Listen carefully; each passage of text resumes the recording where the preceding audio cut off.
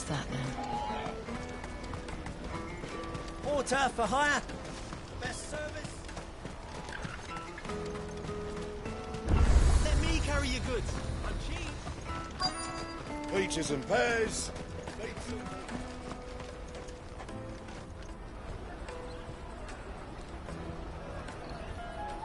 Wonders from across the water. Come one, come all. Feast your eyes. Good sir, can I interest you in...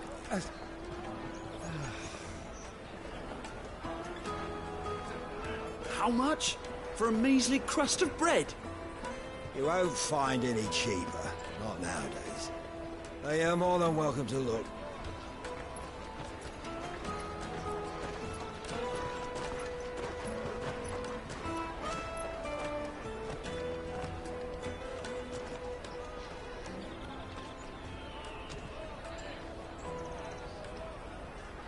The Empire's unlawful and illegitimate occupation of the crystalline dominion is still in effect. Only those whose business in Twinside has been officially approved by the Republican Army will be permitted to cross the border. All who seek entry are to form a line and ready their documents for inspection. Looks like we aren't the only ones who are eager to leave. And they're checking everyone. Can't you make an Not for the likes of you. We won't get through without that pass. Let's go in and find Good, shall we?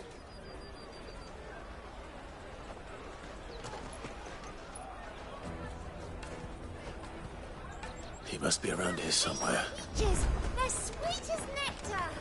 I'll take the large one. Ah, Good. There you are. Clive, I'm so sorry. Don't tell Nan, will you? Slow down, Good. Just tell us what happened. It's me trader's pass. It's gone.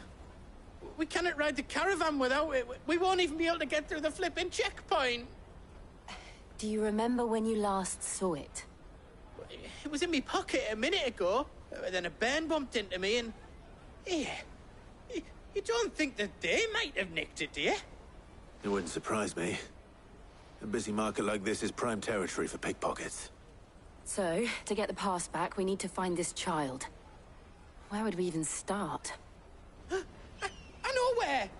I've got a pal in Bock lad who might be able to help us.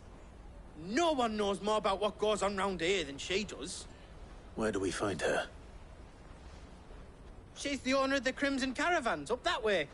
Sign's got a red chocobo on it. No time like the present. You two go on ahead. I'm gonna check the rest of my stuff, make sure no one else is missing. Right. We'll meet you there.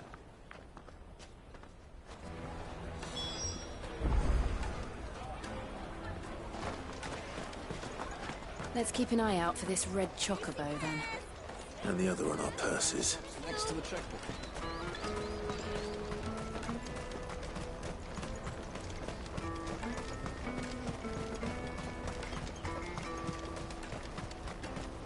Out of my sight, wretch! What are you looking for?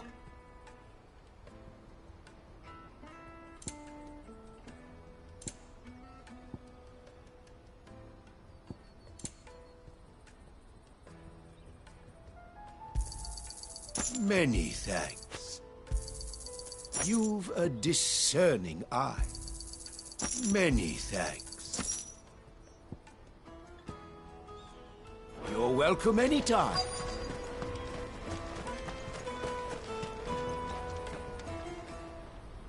Looking to hire a coach? It's 10 million for a two-birder to the Crystalline Dominion. Take it or leave it. Oh, we're not here for that. Then I bid you good day. Oh, wait! Don't go, El. He's me mate. As I live and breathe.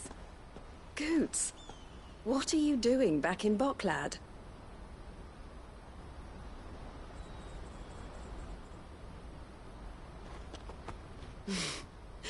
I gather Lady Karen didn't send you.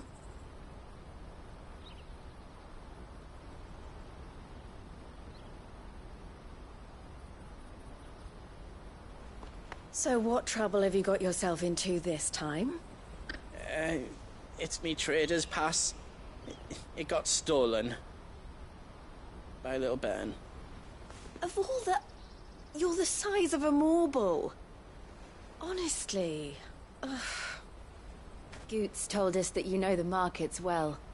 Might you have an idea which little bairn could have done this?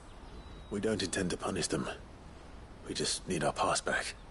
Then, we can be on our way. I see. So neither of you has a trader's pass either. Not that anyone would take you for traders, but I suppose that's why you came to me, correct? Now, I can't say for sure who took your pass, but I suspect I know why they did it. Let me explain.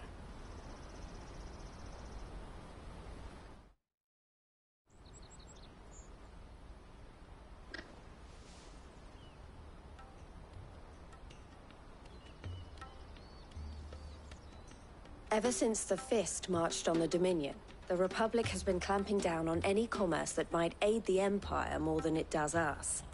Which means traders' passes have gone from being merely a way of easing one's progress to being essential if one wishes to cross the border at all. And with demand outstripping supply, they've become a precious commodity, leading some to seek to acquire them by less than legitimate means. So the children are stealing passes to sell on the black market? Yes, and no. Passes are inscribed with the names of their owners, and yet none of the victims' names have appeared on the register of those passing through the checkpoint. Which means? That someone is doctoring the stolen passes. The same someone who is encouraging the children to steal them. And the same someone who has Goots' pass, no doubt. Whoever they are, they're ruining the livelihoods of honest merchants, which is why we've decided to take a stand. Will you stand with us? You want to get your pass back, and we want to ensure that no more are stolen. Catch whoever's behind it all, and 2 birds shall be slain with a single stone. Is there any other way of getting to the Crystalline Dominion, Goots? They won't let you in if you're not with the caravan. It's that, I don't know, try swimming across the strait. But the guards will definitely spot you if you try and do that. Like, we don't want to get spotted, right? So either we find the people who took the pass, or give up all hope of entering the Dominion. All right. We'll help. Thank you kindly. But I don't know your name. Eloise at your service. Clive. A pleasure doing business with you, Clive.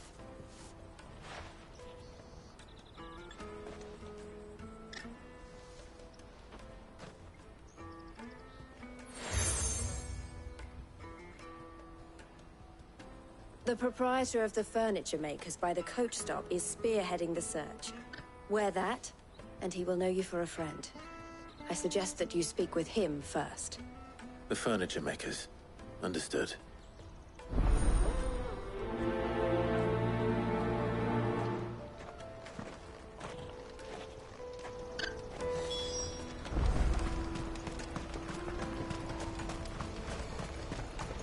Out of my sight, wretch!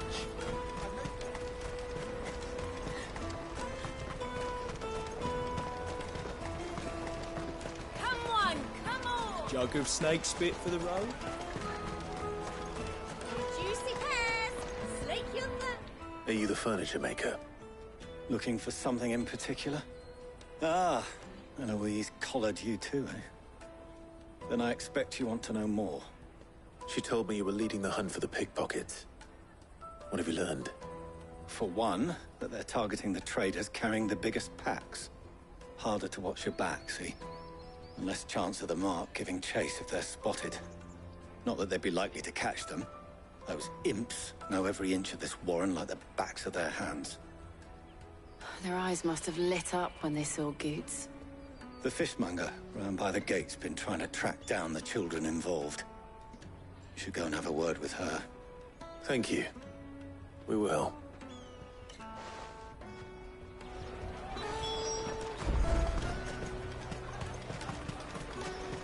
You won't find anything of this quality in Twinside. You should come with me to the Dominion. Life... Fish for sale! Fresh salted and smoked! Can I interest you? Ah, sorry. Message from Eloise, is it? She's asked me to help her. To help you find the pickpockets. Is that so? Suppose I better tell you what I know, then. For one, this isn't a family operation. All the traders say the children who stole their passes were dirty, dressed in rags. Street urchins, by the sound of it. We get a lot around here. Orphans from the wars. A few, perhaps. You saw the refugees gathered by the entranceway? They're all looking for a new start in the Dominion and beyond. Some of them take it as an opportunity to rid themselves of unwanted baggage. The shame of it. Whoever's behind this would have to have made themselves known to the children at some point. And so should we. You should start with the children around here, then. I doubt they're the ones involved, but they might have heard something. It's worth a try. All right, then. Questioning children. How hard can that be? Come, taste my peaches! They're sweet as nectar! Excuse me. Do you mind if I ask you something? Can't stop you. I was just wondering if anyone has asked you to do anything out of the ordinary recently. Anything you grown-ups ever ask us to do is shut up and go away. So guess what I'm about to tell you to do? Sorry. I'll leave you alone.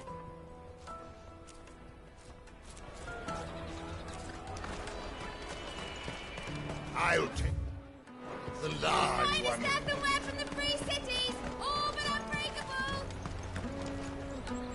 Do you have a moment? What do you want? What I want is to know who's asking children like you to pick pockets. I don't know. Nobody's asked me.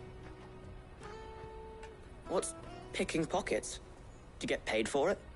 No, you get in trouble for it. So if they come calling, you know what to tell them. The caravan stops next to the train. Excuse me? What do you want? I don't have any money. It's all right. We're not going to hurt you.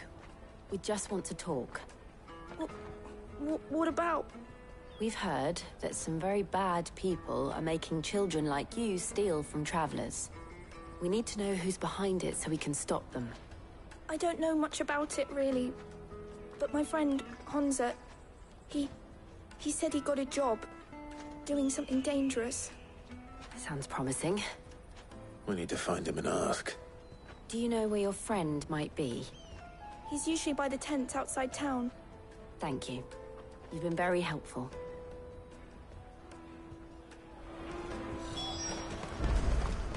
Come on, come on!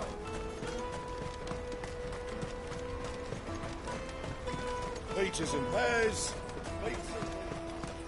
Let me carry your goods. I'm cheap.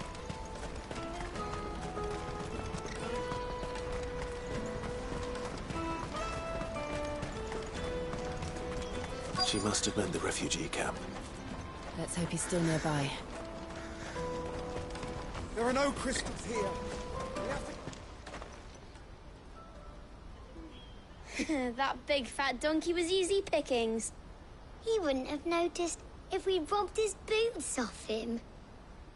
Yeah. Wish we hadn't handed over the pass, though. Could use one of those things to get out of this dump. Chance would be a fine thing.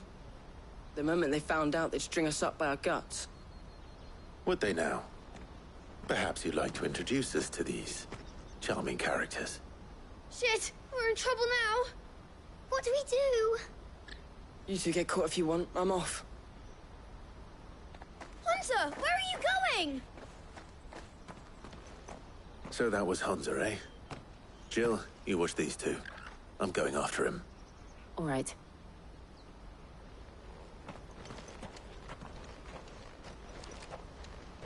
He can't have gone far.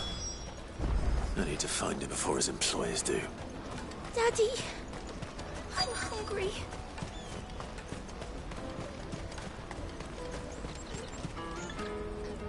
Did you see a boy run past? He stole something from a friend of mine. There was a boy ran back there towards the Chocobo pen, but... Thank you.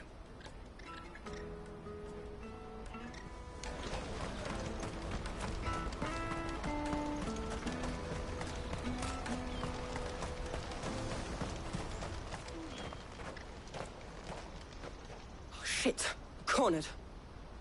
It's all right, Hansa. I'm not going to hurt you. I just want to ask you some questions. Fine. Not like I've got a choice.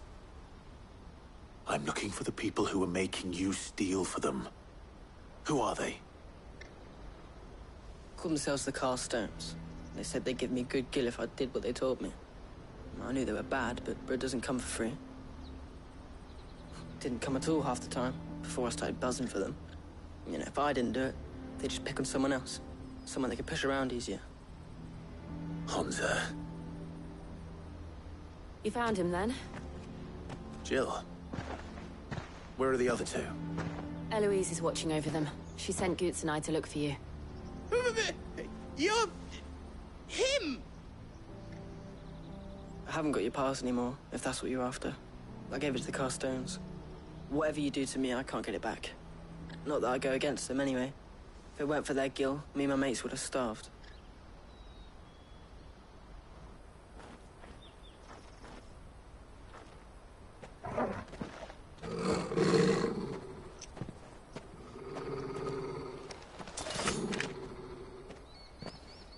Cowards.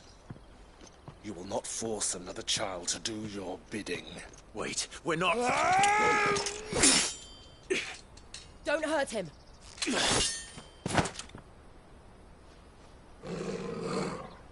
You're making a mistake. We're on the same side. Like hell we are. That brooch. Where did you get it? Master Theo? Goots.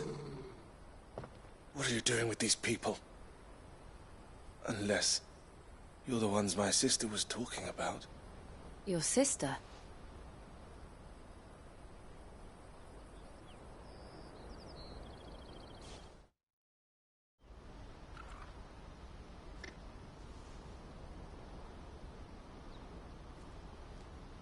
Eloise didn't tell us she had a brother. And why would she? I'm just her back and a blade.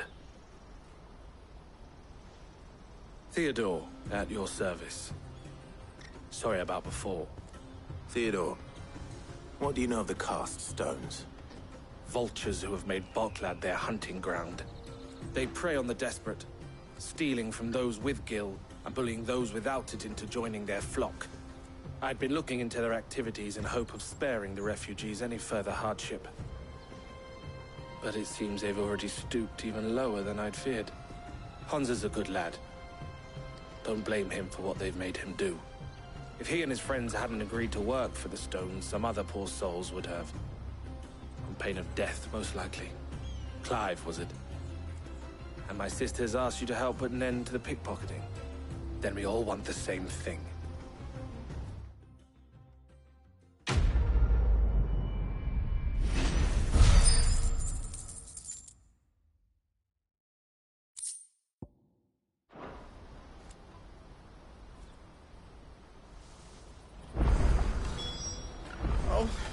Where is it?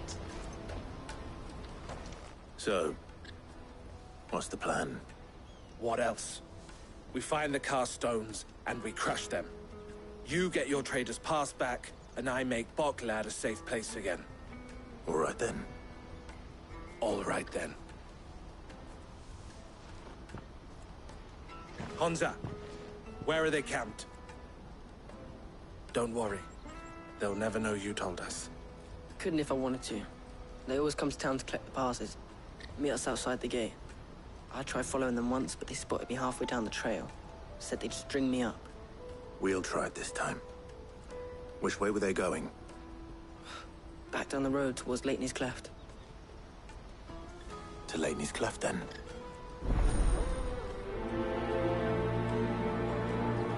Lateney's Cleft is to the south, past the camp.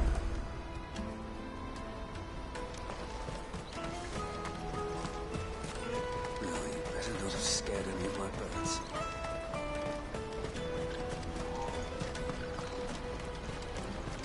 That's that, then. Daddy, I'm hungry.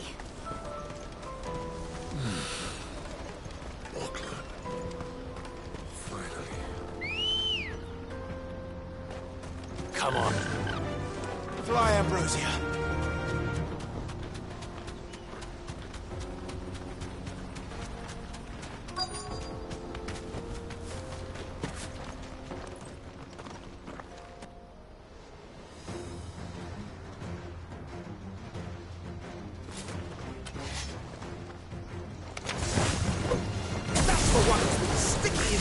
In our business. You should have minded your own.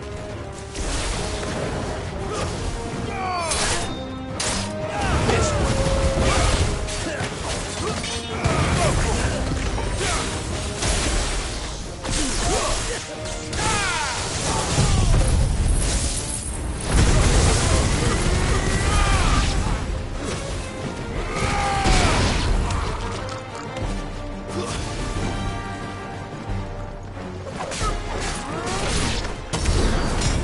These were the ringleaders.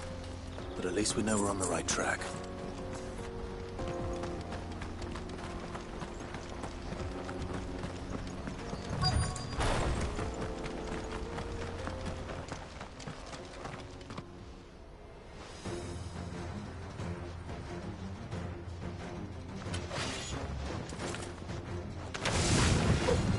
We got company!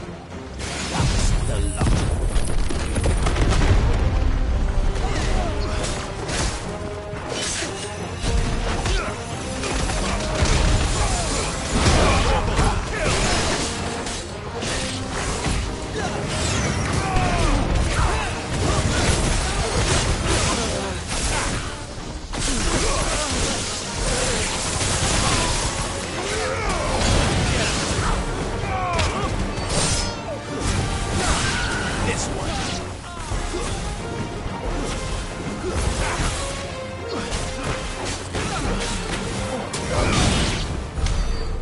Soldiers. Fewer now.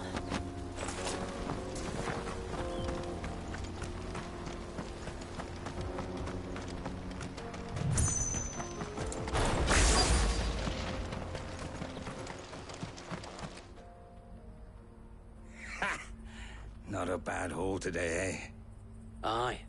Some of our new recruits are natural-born ne'er-do-wells. Especially the little ones. That Hans has got nimble fingers, all right. It'll be a shame when they chop them off. But till then, let's make the most of it. Scum. The leaders of the cast stones, I take it. They don't deserve any mercy, Clive. I wasn't planning on showing them any. We're ready when you are, Theodore. Oh, I'm ready.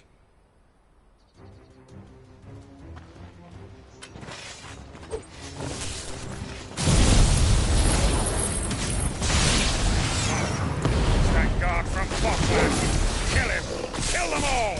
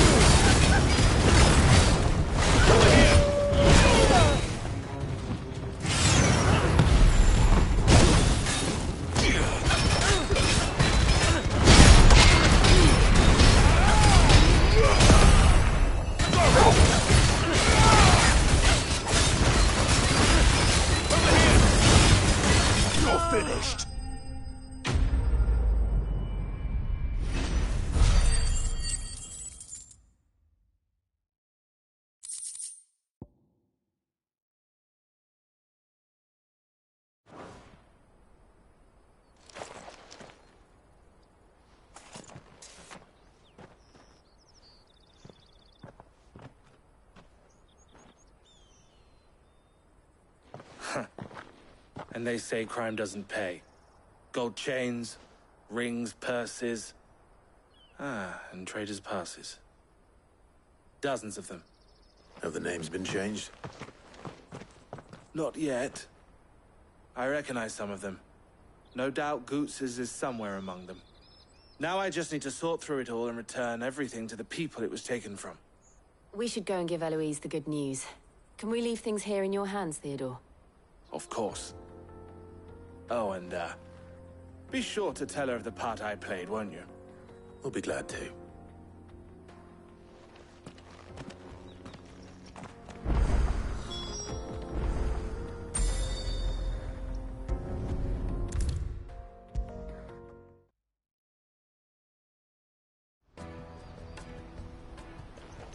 Ah, Clive. How goes the hunt? My brother isn't getting in your way, I trust? Quite the opposite.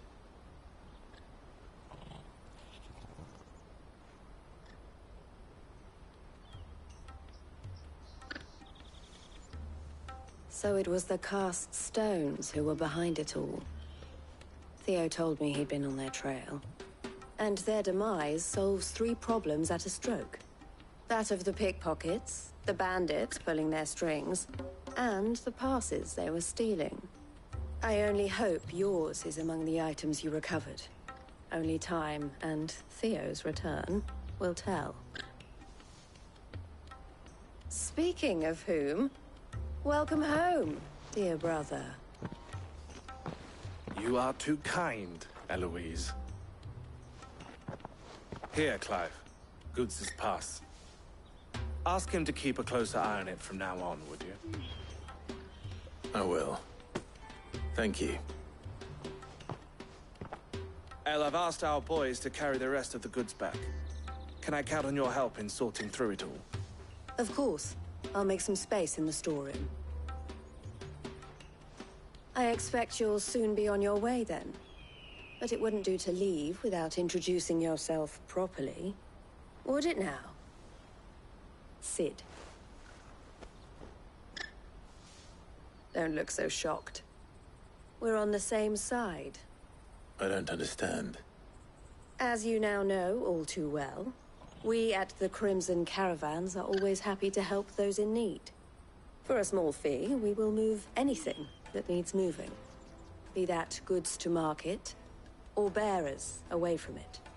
I was the first my sister helped escape. If it wasn't for her, I'd have been branded as a boy. I had no idea. It just so happens that we are seeking to expand our operation. And who better to join forces with than the leader in the field? Wouldn't you agree, Theo? I would. It seems our purpose is the same in more ways than one. So what would you say to working together again? It would be our pleasure. And our honor. The honor is ours. Here, Clive. This is for you.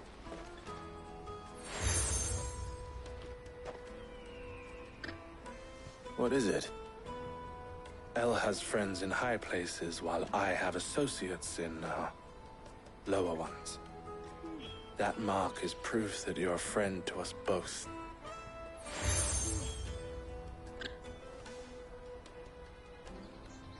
I shall bear it with pride. Well, all that remains is to wish you a safe onward journey. Goots's pass should secure you a place on the caravan, but if you encounter any difficulties, we would be delighted to provide you with a coach of our own. For a discounted price, of course. Say, 9 million? We'll try the caravan.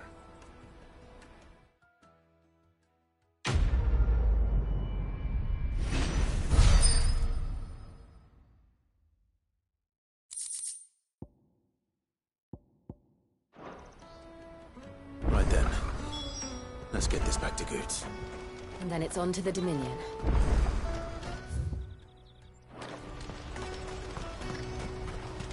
Let me carry your goods. Pardon me, but would you happen to be a fighting? That well-notched steel and impressive physique. I have need of a sword for hire, and yours looks to be a weapon well worth the coin. Might you be convinced to offer me the use of those formidable arms? How exactly do you intend to use them? Well, being something of a scholar of Zemeckis history, I wish to investigate the ruins near the city. And I require a rugged companion, lest I find myself waylaid by ne'er-do-wells or the beasts sent to roam the area. Should you accept, you will not only earn yourself material wealth, but partake of the true treasure that awaits us there. The rich and storied history of Zemeckis. Well, will you ever party to a finer proposition? My arms are yours. Wonderful! Then come. We must away. But where are we going? Along the old Zemeckis Road, and from there, onward to discovery. Quickly! There is not a moment to lose. Wait. Good luck with your ne'er-do-wells.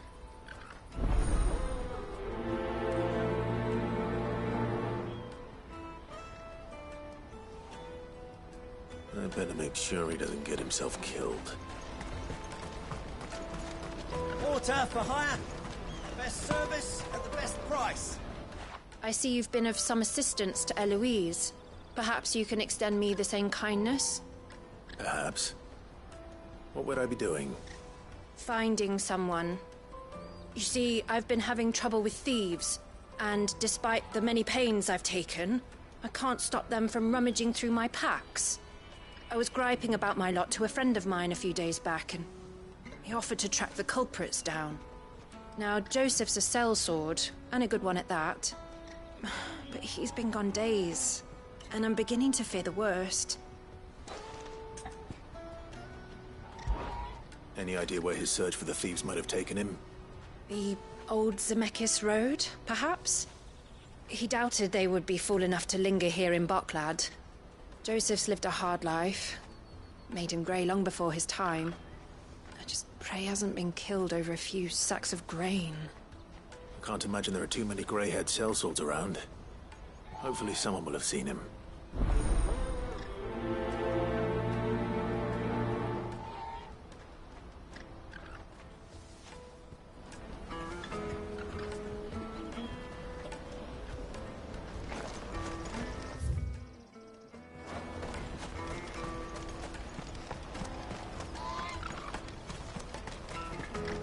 Hurry, man.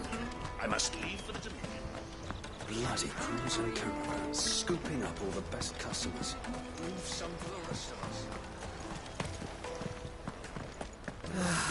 If I knew where I Now I was, just need to see brought about any getting the coin word with out. it. I want to know right away. Bad news. Good, actually. Something worth celebrating for a change. Only trouble is, the serving girl's still new to the job, so I can't leave her while I go and invite those I'd like to celebrate with. What exactly are you celebrating, if you don't mind me asking? I've come by a particularly fine bottle of red. A Gotan 66, no less. Gotan Rouge is the only good thing to have ever come out of the Empire. And most wouldn't part with a 66 if you held a knife to their throats. So I've heard. Oh, so you know of it then? Clearly you're a gentleman of taste. A gentleman who might sympathize with my predicament, perhaps? Would you pass the good news to a few friends of mine? I'll give you a little something for your time, of course. Sounds simple enough. So you'll do it? Marvelous. Thank you. You won't need to go far. All three of them should be right here in the market. There's Aldrich the porter, Milan the butcher, and Bolek, a guard over at the north gate. Three of the finest fellows in Boklad, if you ask me. Tell them to come to the tavern when they've finished for the day. Stop by again when you let them know, and I'll give you your little something. I'll be right back.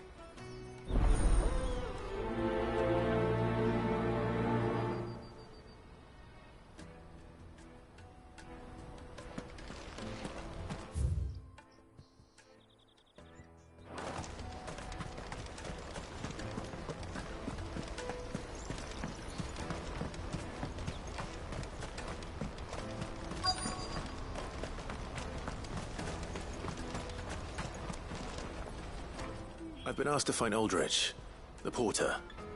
I don't suppose that's you, is it? That's me right enough. You need something delivered? The innkeeper sent me. He said there's a cup of Gotown 66 with your name on it when you're done for the day. A 66? Look at me. If he's just got hold of it now, it must have been in the crates he had me carry down from Sambrek. From the Empire to Boklad. You must be a braver man than most. That's a treacherous route at the best of times. Such is the porter's lot. There's not a patch of storm these feet haven't traipsed across. It's Oriflamme one day, then off to Canva the next. The farther you're willing to go, the fatter the purse. Which is why there's no shortage of competition for some of the longer routes. I'd say I've done enough for today to earn myself a cup of something tasty. Thanks for letting me know.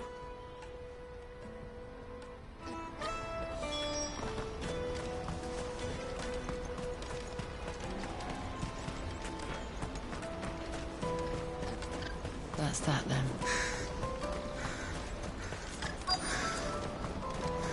There are no crystals here.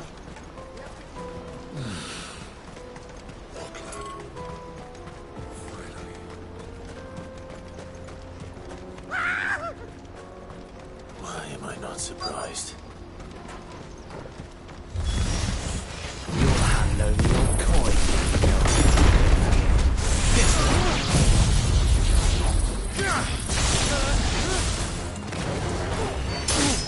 It's over!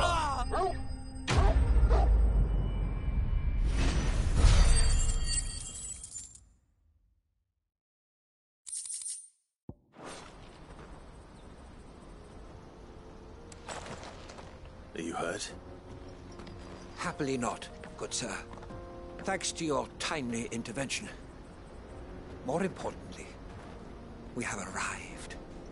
Now, feast your eyes upon the marvel before us. Ruins, a relic of the fallen civilization. A sight so common that man is oft blinded to its wonder. Colossal vessels, dashed from the very heavens. Airships, we call them, with very little thought to what wonders such a word might describe. Oblige me if you would. Does anything strike you as peculiar about this particular specimen? Though we ourselves find fallen ruins to be nigh indestructible, whatever gouged the final sin from the rock cleaved clean through the structure you see before you. A tantalizing mystery, no doubt, but merely one of countless enigmas in which Zemeckis history is steeped. Come, good sir. Our expedition continues, and we still have much to learn.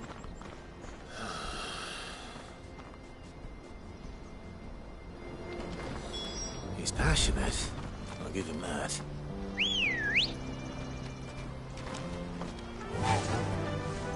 Yeah!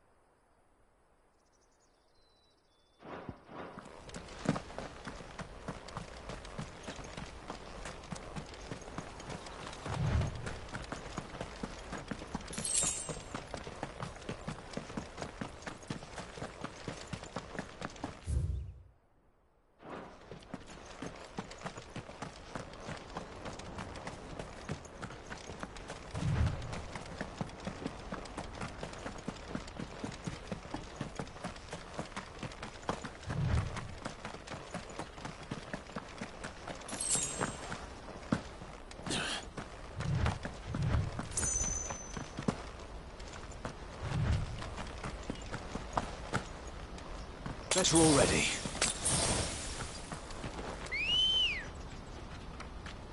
Good girl.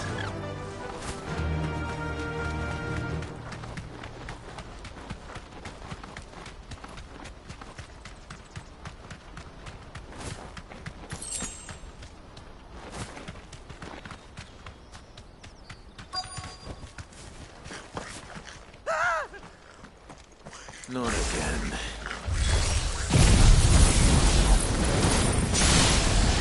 All right then. Who's first?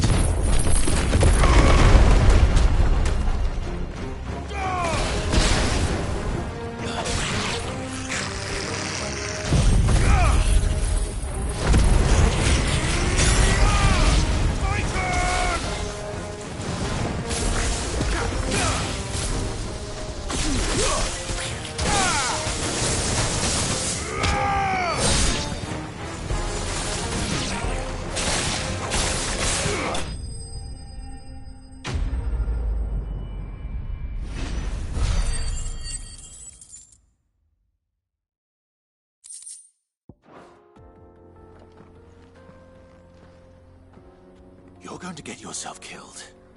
Oh, that would not do. That would not do at all. Not when such majesty stretches out before us. Behold, the final sin in all its glory. As Moss tells us, a battle was fought here in ancient times. A battle of such ferocity that it tore a great crater in the very land upon which it was waged.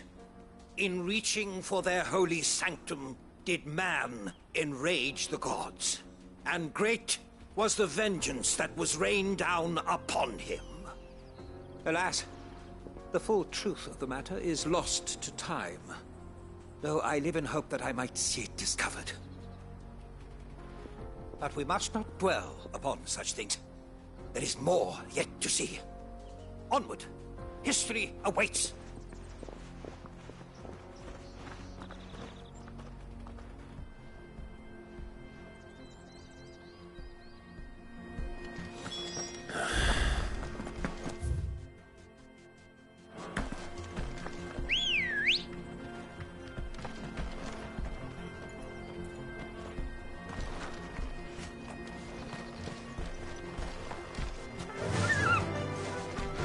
Faster!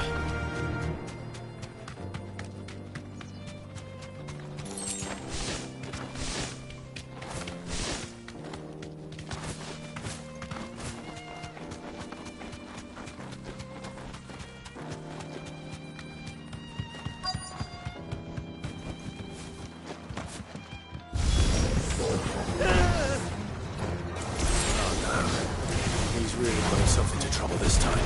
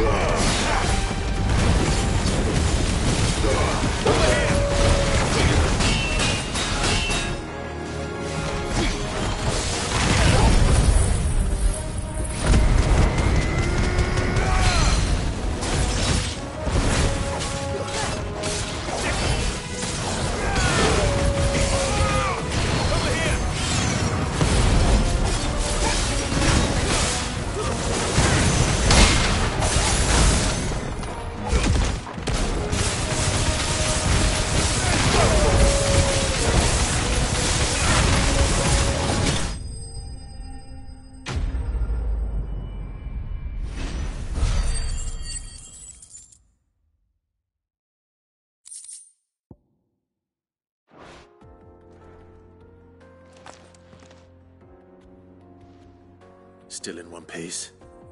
It would seem so. Once more I am in your debt, and once more you impress me with your prowess. These were no ordinary foes, but ones we in the field call echoes. Though Moss the Chronicler concurs with the legends in attributing the fall of Zemeckis to a wrath wrought upon mankind by the gods, he offers little in the way of explanation.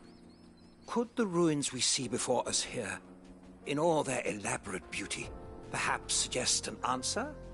Could the construction of such miraculous edifices have been considered an encroachment upon the province of the divine? Alas, all is mere speculation. But one day, perhaps, I will learn the truth. Not if you keep running headfirst into trouble. You are right, of course. And not only have you plucked me repeatedly from the jaws of death, you have proven yourself a willing audience to my ramblings. Glad to help, but didn't you say you came here to investigate something? I fear I may have rather overstated on that front. In truth, a captive ear was all I really desired. You see, even my fellow scholars have grown somewhat weary of my musings of late. And so I came upon the idea of purchasing a companion. A captive audience, if you will. That's what this was all about. I am afraid so. And now, my good man, it is high time we returned whence we came. Fine. Just don't go running off this time.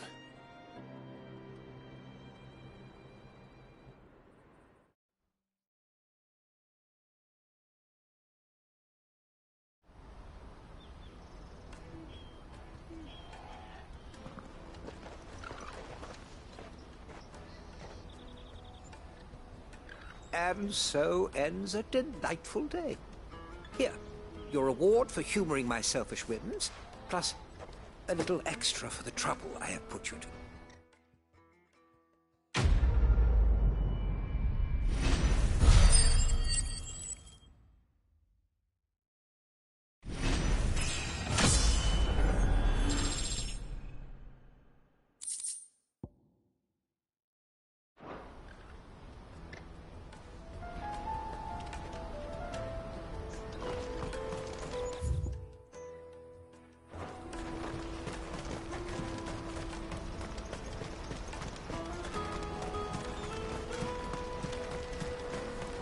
That's that then.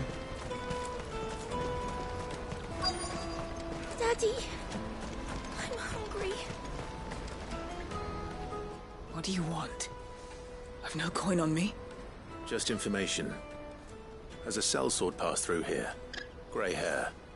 Now you mention it, there was a young man with salt in his mane sneaking around out there a while back. Which way did he go? How am I supposed to know? I got off down the road, I expect. Now why don't you do the same and leave me be?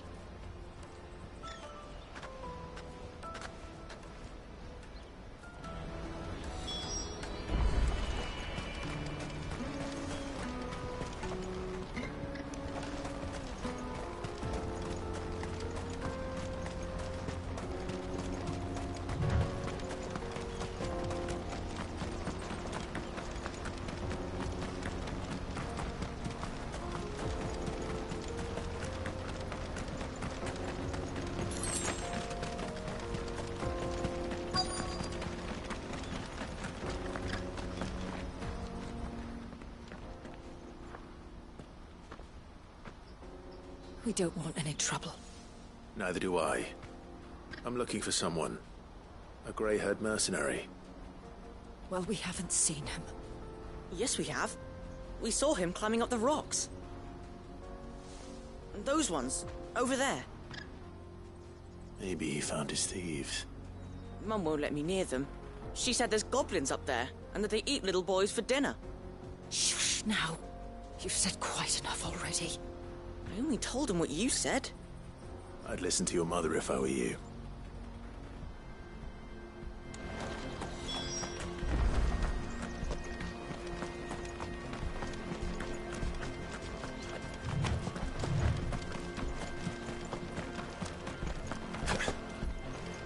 Did Joseph's thieves really lug their stolen wares all the way out here?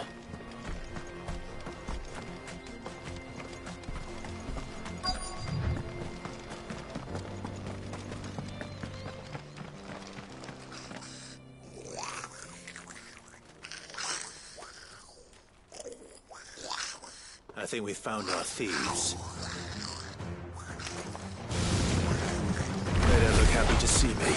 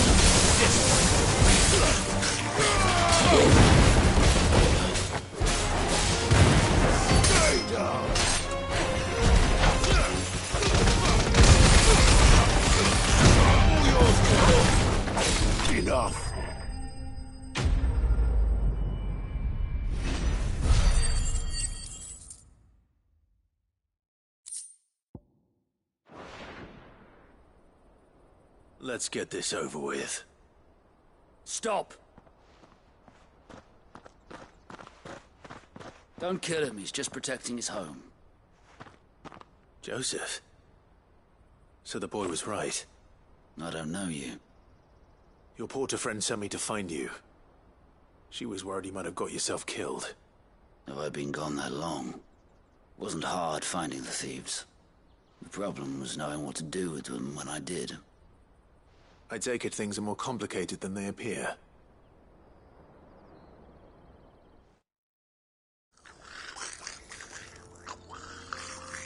I'd all but ruled out bandits before I even left the market. You know why that is?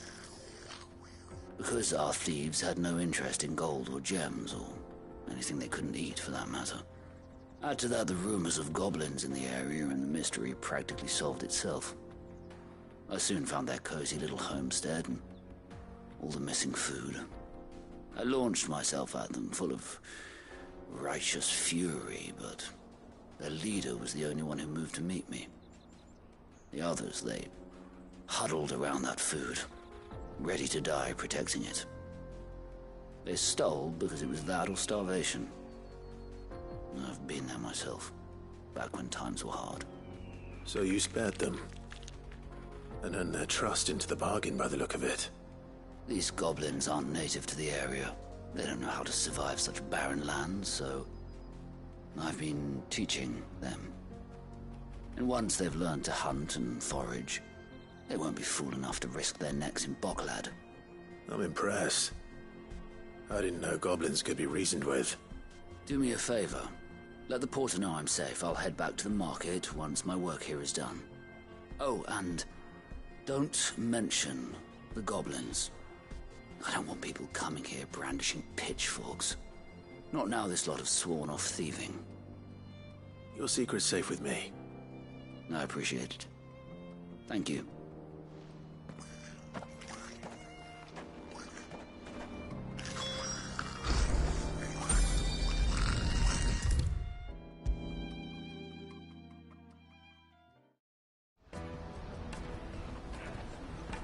Joseph's fine.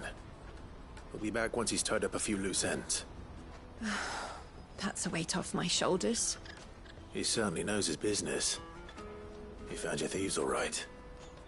And I dare say they won't be coming back. A good man to have around, that Joseph. And if he says there'll be no more thieving, that's good enough for me. Thank you for putting my mind at ease. Here, for your troubles.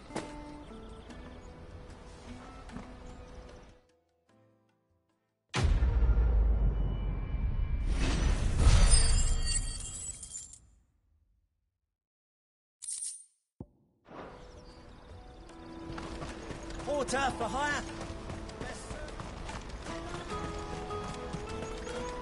Let me carry your goods. I'm cheap. Peaches and pears.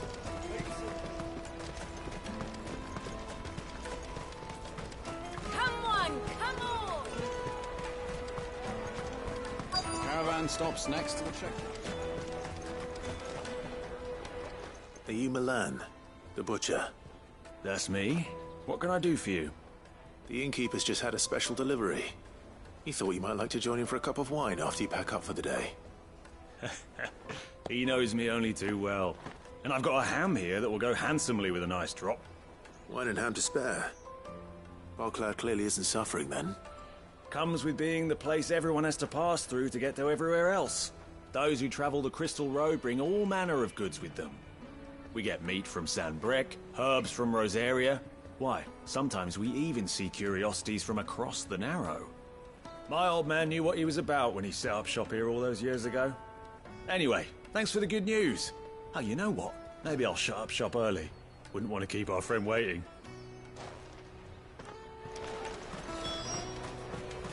You won't find anything of this quality in Twinside.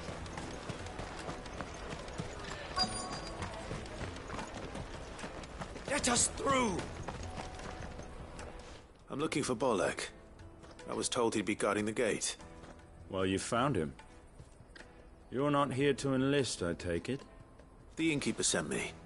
He's just taken delivery of a rare vintage, a Gotan 66. He thought you might like a cup. I've never said no to a goat hand. I'm not about to start now. Thanks for letting me know. You must be a busy man. The market would be flooded with refugees if we weren't here to stem the flow. Oh, my heart goes out to them, all right, but we've got our orders. No papers, no passage. Plenty try to slip past us nonetheless. And every now and then, one of them's foolish enough to try and force their way through. And when they do, well, things can get nasty. You know what? That wine's sounding better by the moment. Hold on. I wonder if the innkeeper might spare a cup of that wine.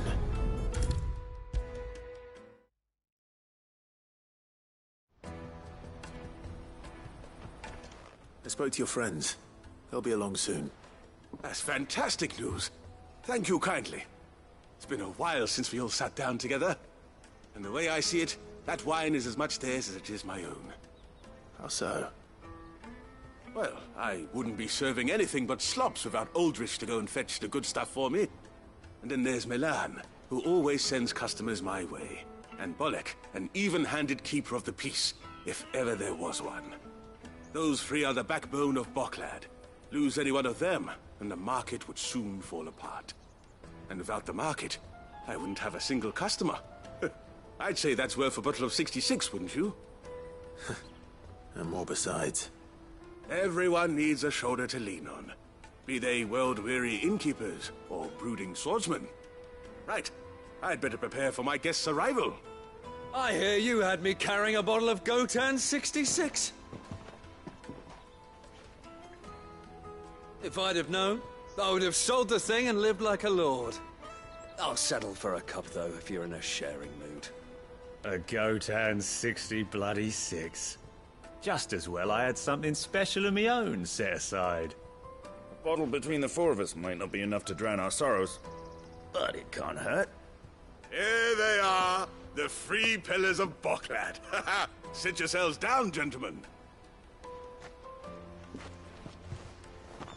The woes of the world may be monstrous in many, but there's nothing like a few good friends to keep the misery at bay. Never a truer word spoken.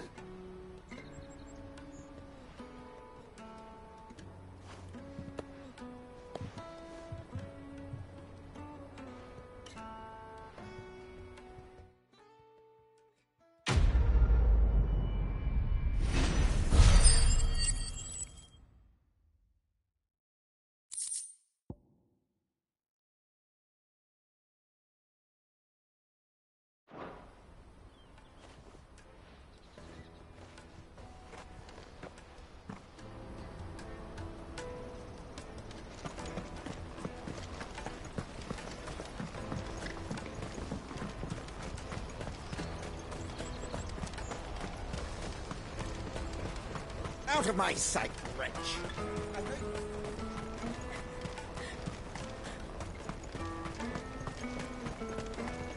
Come on, come on! The caravan stops. Juicy pears! Slake your thirst without a crystal! What I really want to be... Here you are, good. Try not to lose it again. Me pass! You found it! Oh, thank you so much. Nan would have killed me if I'd come back without it. I'll have to say thanks to Elle and Theo, too. So should you, Hansa. You and your friends don't have to steal anymore. If anyone threatens you again, you know who to turn to. We do. And we already have. Miss Elle's given us a job shifting the chocobo shit out the stables. It's hard work, and the pay isn't half what we got from the Stones. But if we stick at it, we'll keep ourselves fit. You stick at it, then. And Goots, I'm sorry for stealing your pass. That's all right. I've got it back now. And all's well that ends well, eh? You said you're trained to be a blacksmith, right? Well, I'm gonna be your first customer. I'm gonna save up all my gil and get you to make me a massive sword. I'll do me best. Till then, eh?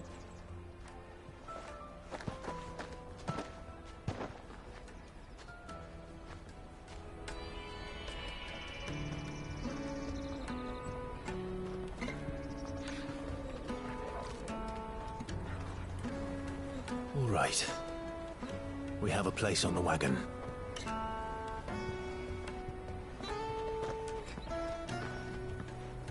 Remember, Goots, we're mercenaries. You hired us to protect you. Mercenaries? And you remember the plan? You're to ride all the way to Twinside. Jill and I will go with you as far as the outskirts, then find our own way in. I'll buy that stuff I need. Right. And we'll scout out the Imperial's defenses. There's a square with a big bell tower right in the middle of town. If you get lost, or out goes wrong, we can meet up there. Right. Let's go.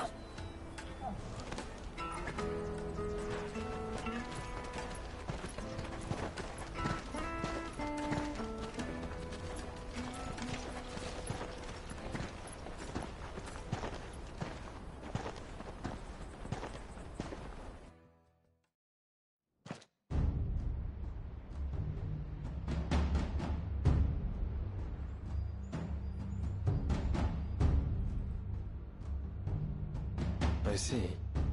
And you're quite certain your father has no knowledge of Ultima? I am. I have no difficulty believing a sinister force has come to exert an influence on Sanbreque. But be that as it may, it is yet to claim my father. For better or worse, his radiance speaks his own mind. Then the Fiend works from the shadows. I confess, when first you told me of this Fiend, I had my doubts. And more than a few at that. A beast that labors to plunge Valisthea into turmoil, all in pursuit of your brother. But that wound is proof enough that evil is afoot. Then I have your answer, Your Highness. You will join me in my fight. I cannot. Not yet. Your Highness, please. As you are aware, the Dhalmekian army is at our gates. They have lost their mother crystal, and with it all hope of a negotiated withdrawal. It is but a matter of time before they invade. If Bahamut is not here to meet them, my people will be slaughtered. Though not by Hugo Kupka, thanks to Ultima's machinations. I know the fate of your people weighs heavy on your conscience, but if we do not put an end to Ultima's plans, they shall face a far darker fate. The chaos he would wreak would sweep all of Valisthea into the abyss. The lives of every man, woman, and child in the Twins are at stake. I believe what you say, Phoenix. But I have duties of my own, and I must discharge them. Come what may.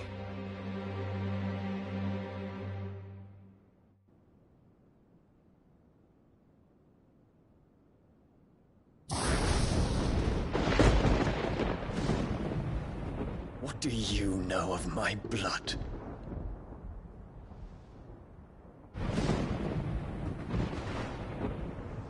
I know that it is wholly unworthy of the highest offices of state, which rightly belong to those of purer breeding. Alas. Your bloodline runs through the Oriflamme gutter, from a whore who weighed her child's worth in gil. Have you threatened my father? Of course not. I merely whispered in his ear that his mongrel son is plotting a rebellion. What? Sylvester listens to the words of his astrologers. And they have ears too. You have been feeding them your lies! Should you remain loyal to Emperor Olivier, his radiance may yet crown your head with laurel, and not with tar. Fork-tongued witch!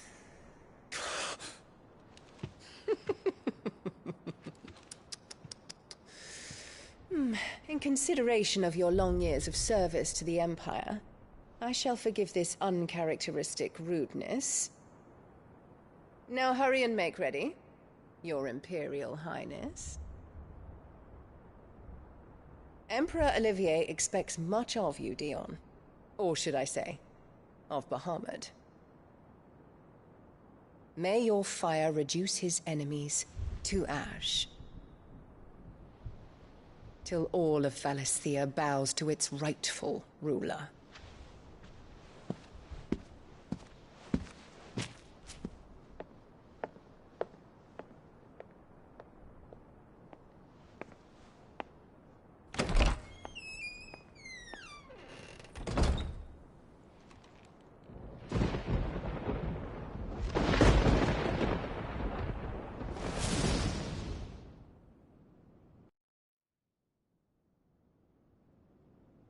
There is another darkness that has taken hold of Sanbreque.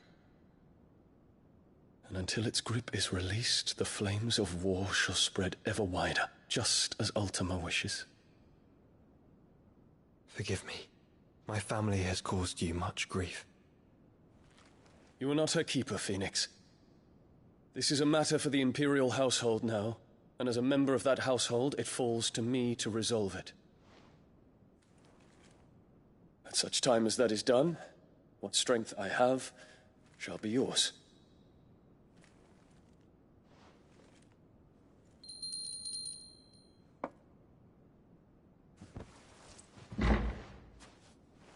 Thank you, Your Highness. Let us take to the skies together, and bring a new dawn to Valisthea. I should like nothing more.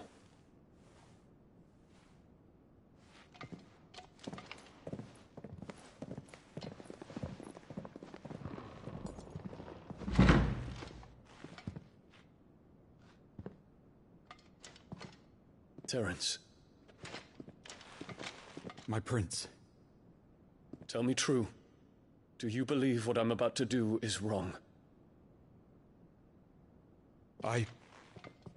We dragoons have but one leader, Your Highness. And we shall follow him unto the very end. Thank you. And this is my decree.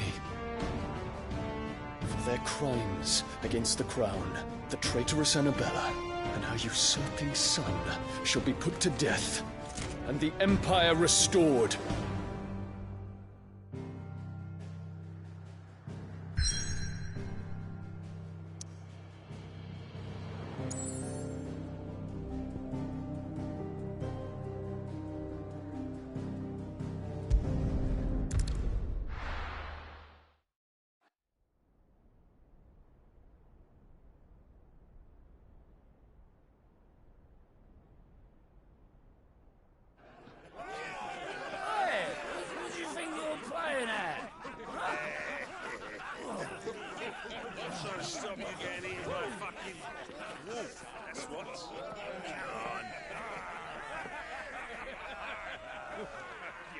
One would never guess that these people stood on the brink of war. They're afraid. They turn to drink to forget their fears. Anything you want to forget?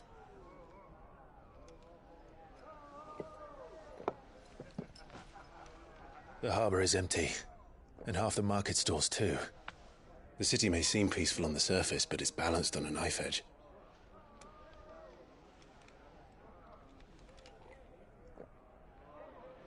Were we to give it a nudge, it might be just the distraction we need to reach the Mother Crystal. I thought you might say that. We should send for Gav. We'll need someone to keep the fires we start from going out.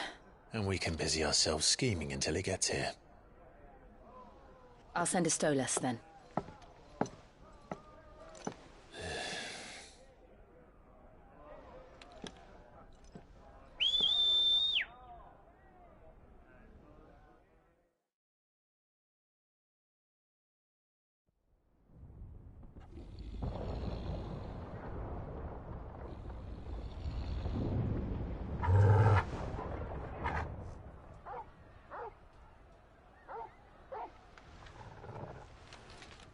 What is it, boy?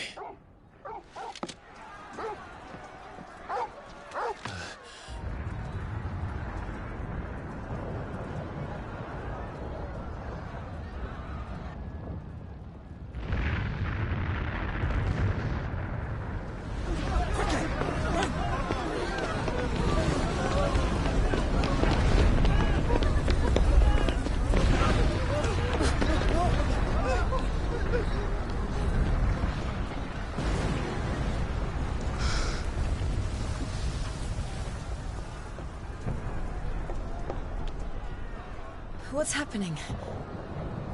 I don't know. Torgal!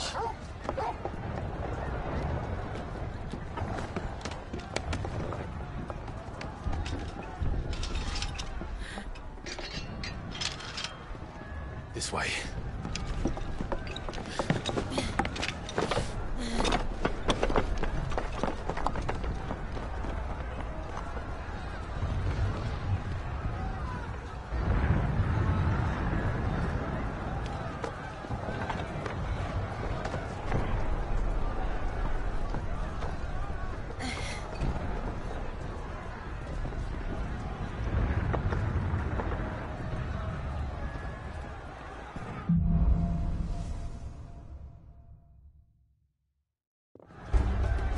The city's on fire.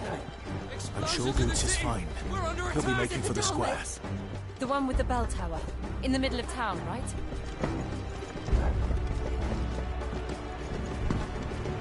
Guard, watchman or sentry is to be slain on sight. But spare the citizenry. His Highness's orders were clear. Those were Imperial Dragoons.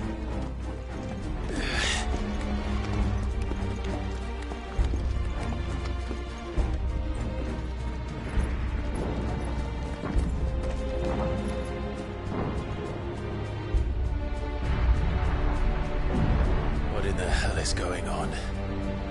Let's go and see. Right.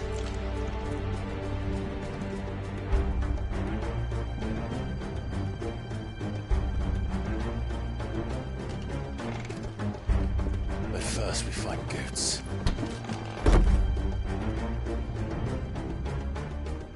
I just hope he's all right.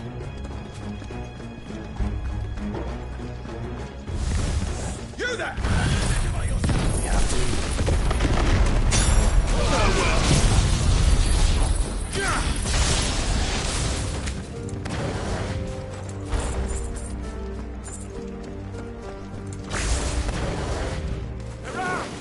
Enough of you, Army.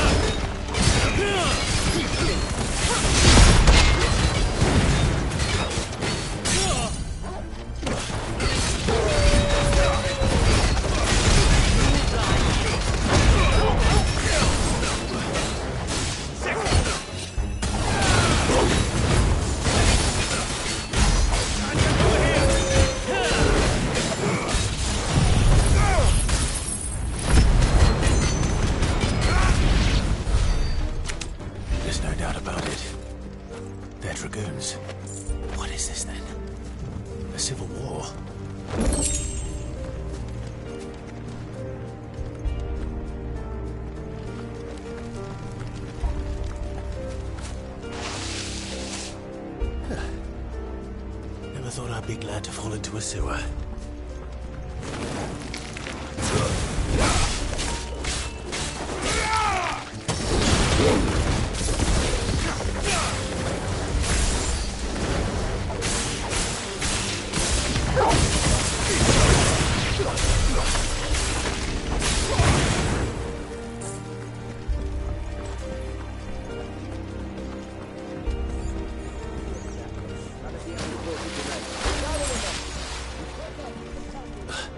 What of the men and women in the market? The evacuation is complete. Good. Then all that remains is Throne the Pretender.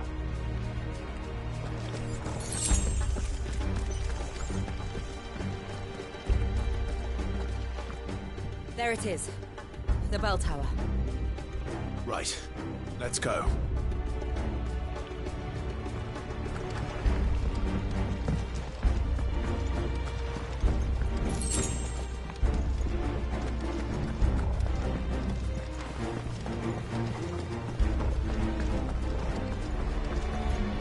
Ah, a goods lift.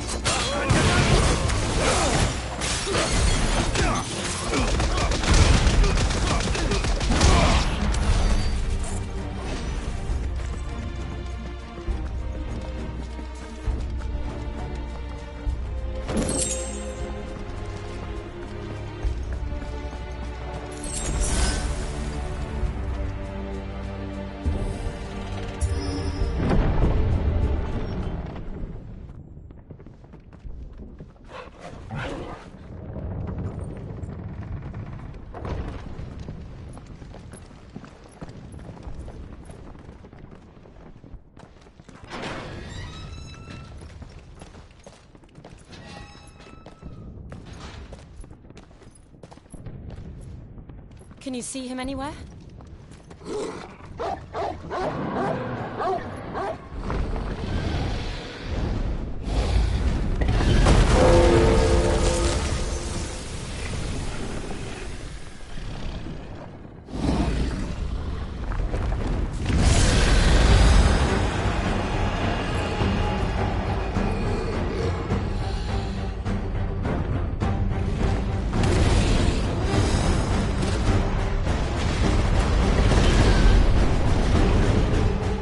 It must be one of the Dragoon's pets.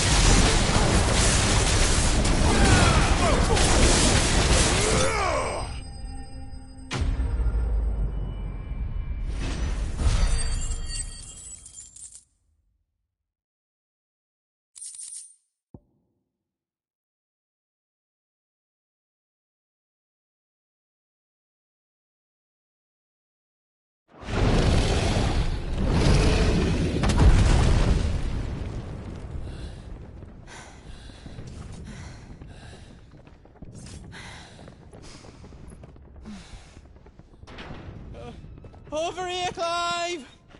Are you alright? Goods, there you are. I didn't know there'd be a dragon.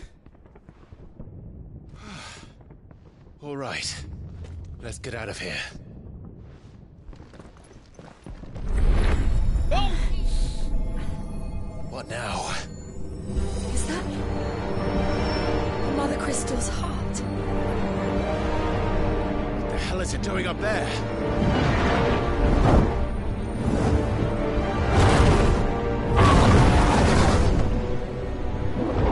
Bahamut.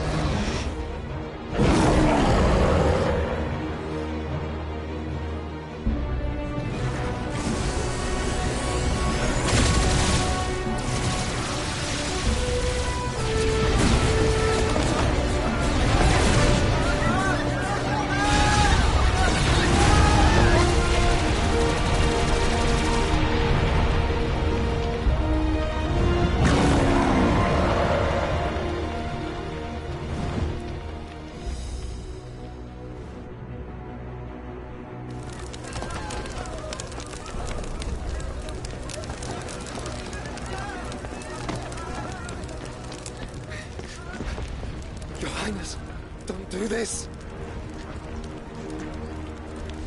We must leave. Now, Your Grace. I beg of you. This is not what he wanted. Something's happened. Forgive me, Yoda, but I must put a stop to this. Your Grace!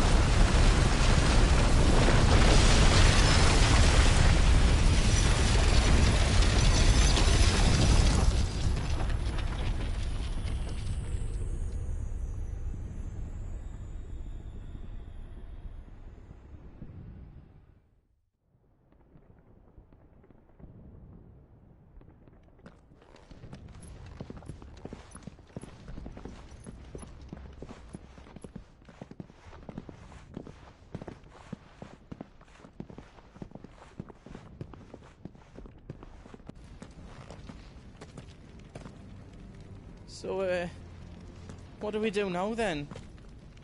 We destroy the heart. Well, you might come back!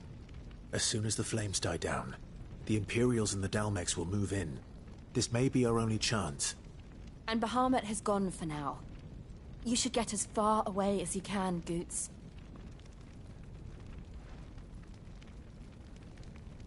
What? And leave you lot in the lurch? I can't do that. If you're staying, then so am I. I packed everything up before I made a run for it, so if there's out you need, just ask. But I won't be giving it away for free. Nan'd never forgive us if I did. Thank you, Goots.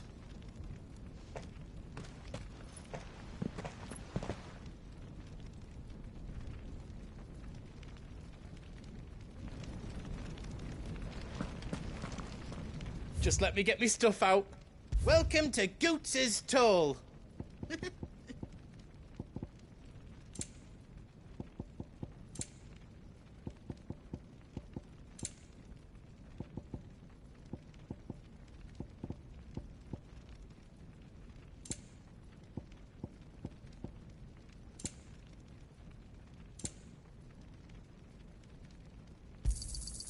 Righto, here you go. Is there out else you need? Out else I can do for you?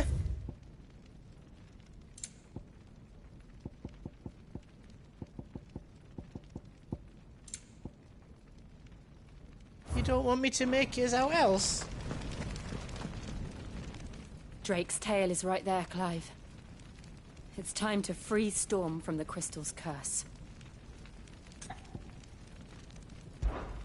Oh, it's past time. But remember, Bahamut is still out there. And I dare say we'll be seeing him again before the night is done.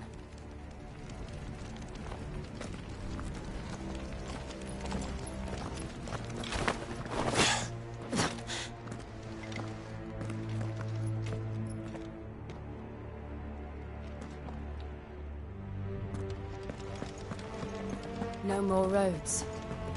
We'll have to find our own path. Do you feel that, Clive? Ether. Just what we need. Another flood. Already turned them. And there's no reason to hold back.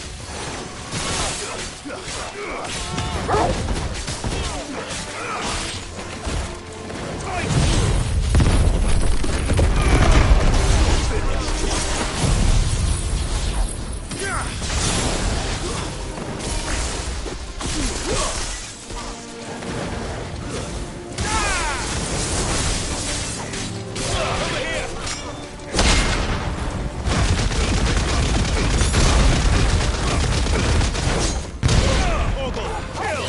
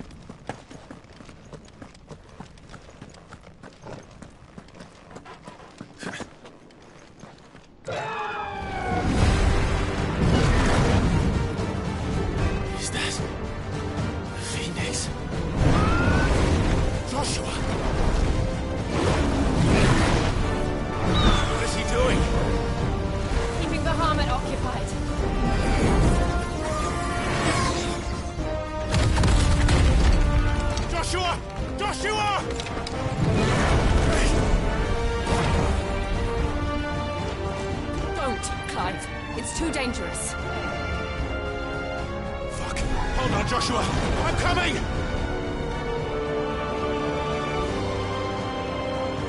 We have to save him. And we will. We just need to keep moving.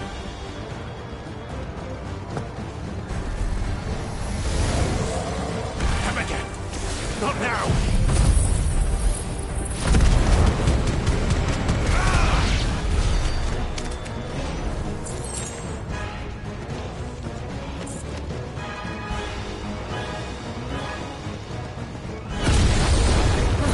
What was that? He'll kill us all.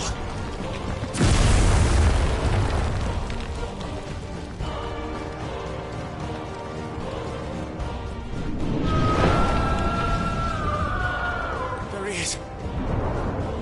Joshua! I'm here, brother! Clive. He can't hear you. Joshua! They're heading for the heart. And so should we.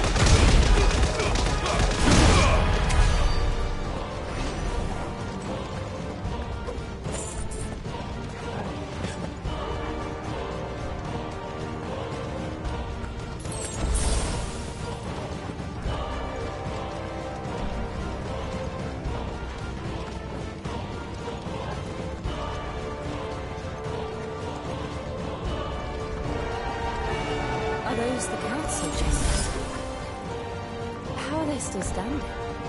I don't know.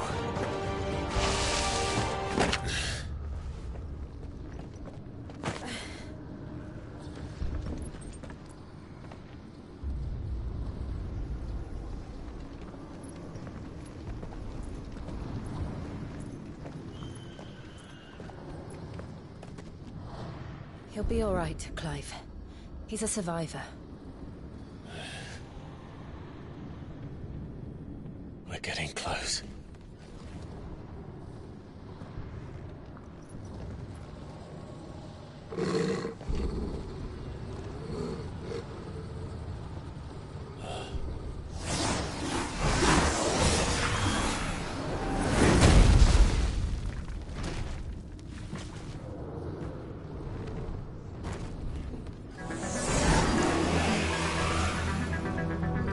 Looks like somebody doesn't want us getting any closer. I don't care what it wants. Neither do I.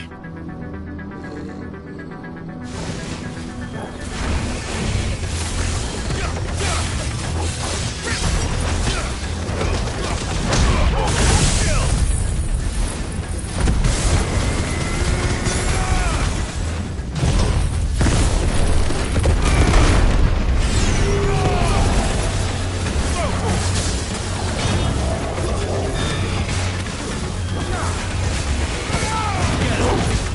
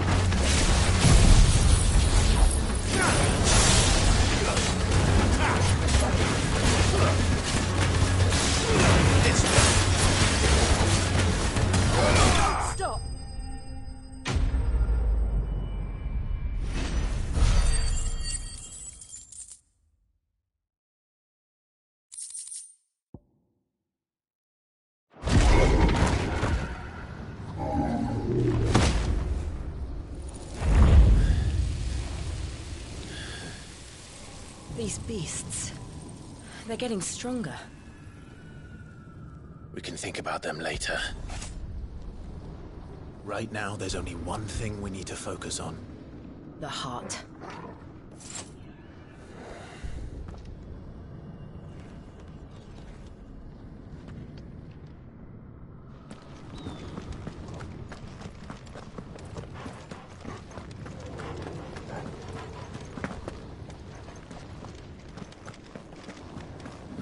We might be able to get up through the building. It's worth a try.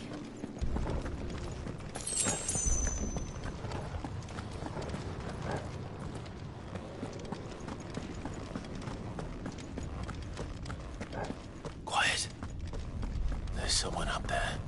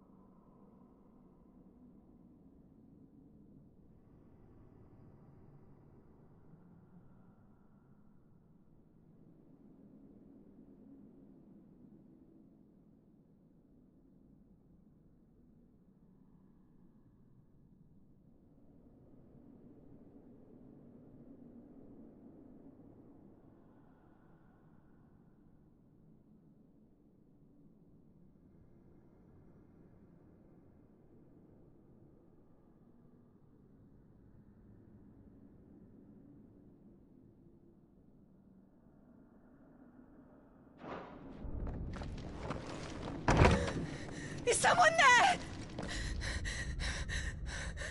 Mother. It's you. What happened here?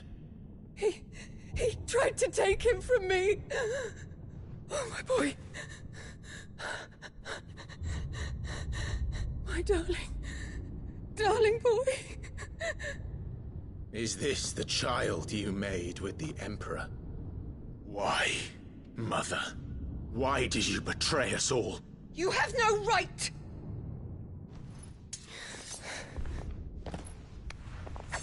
Answer him. We took you in, savage. Show some respect for those who raised you.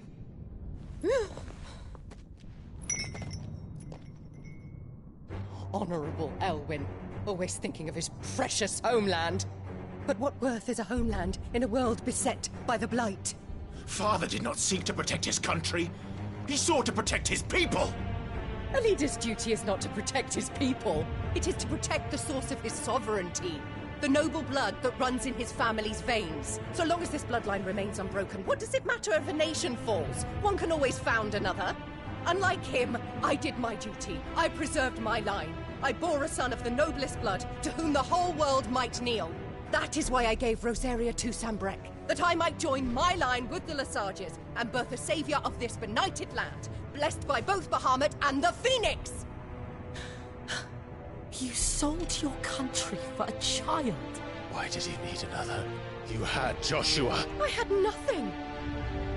You were always your father's son, so very strong and bold and daring, and yet you failed to awaken.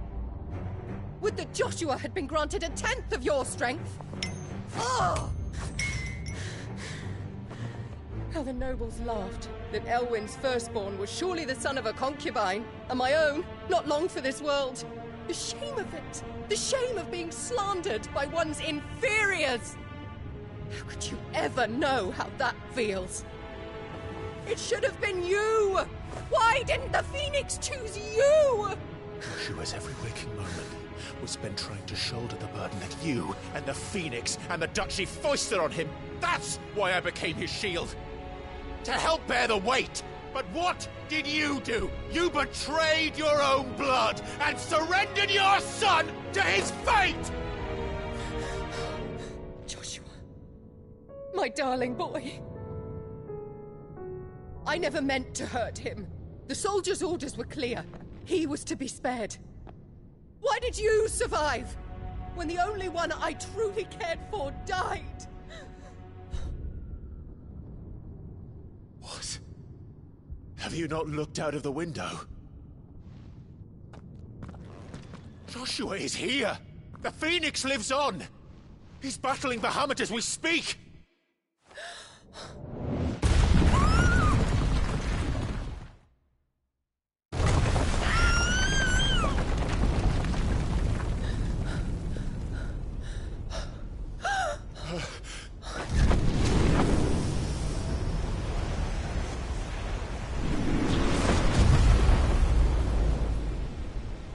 Joshua! Wake up!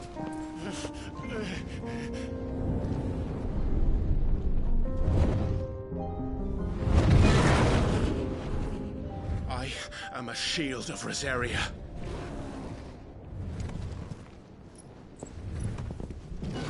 And I will do my duty.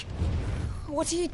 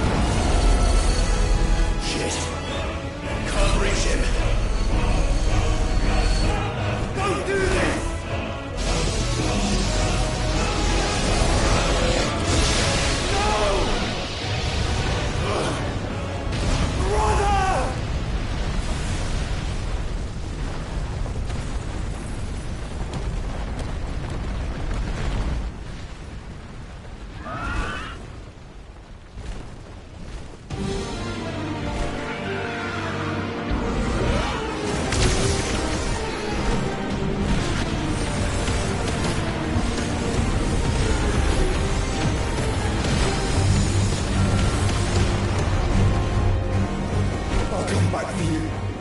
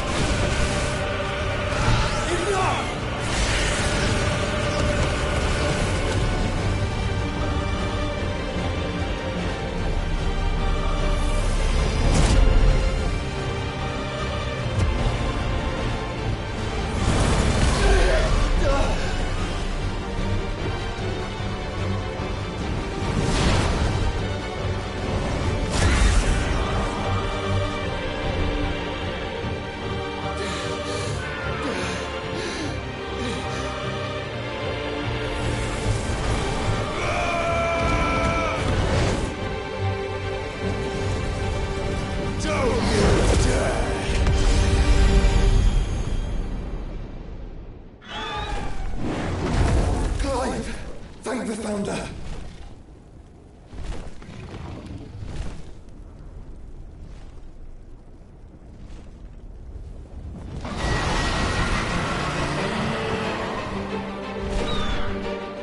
It's now or never, Joshua.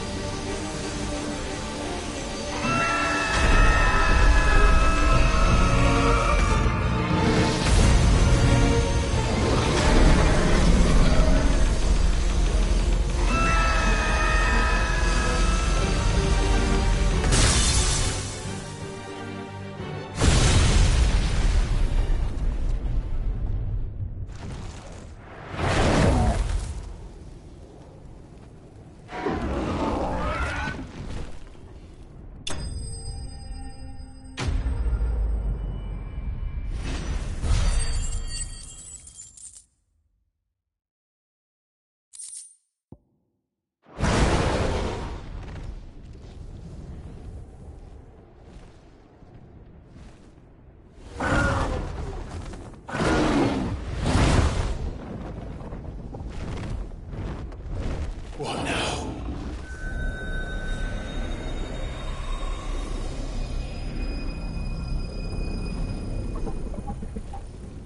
This is drinking the ether. We have to stop him.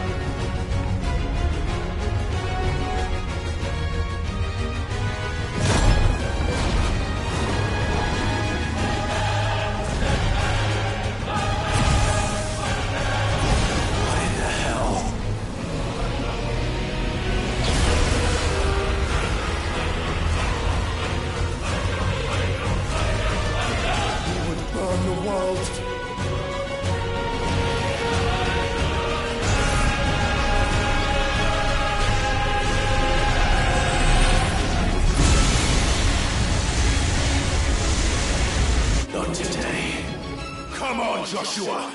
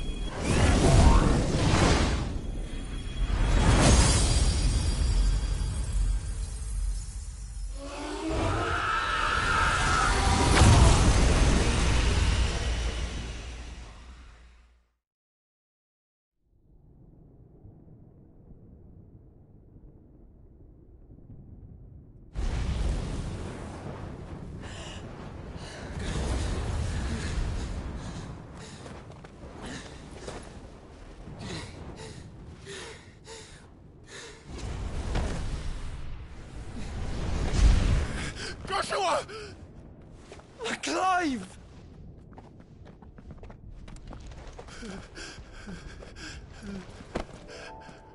My brother. I'm sorry. I'm so sorry. You're alive. We both are. Nothing else matters.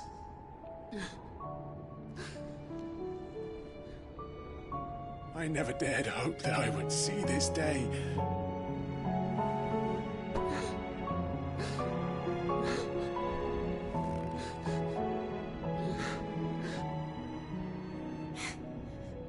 Reunited at last. Jill.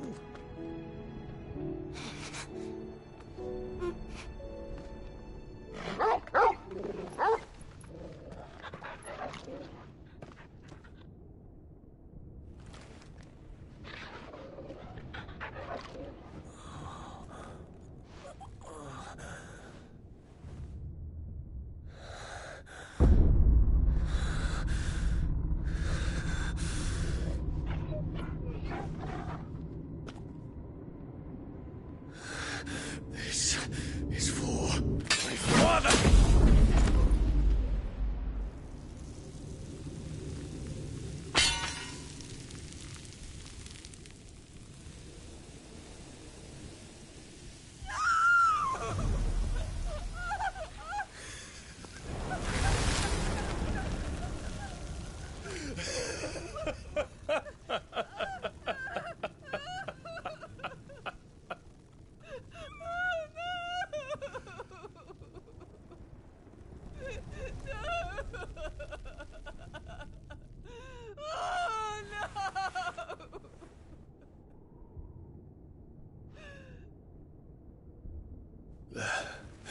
It is done. The demon that would tear our house apart is no more. Father.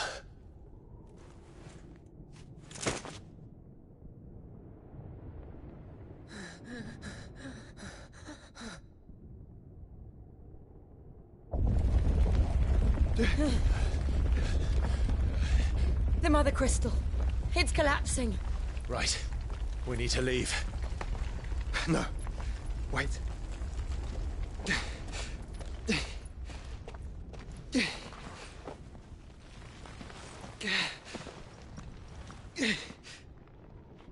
I owe him a debt.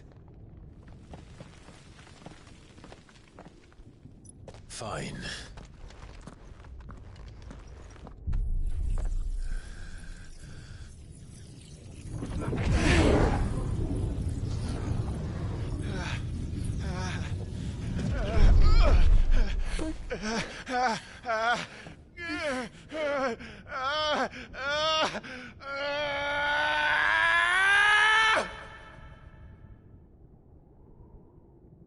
You there.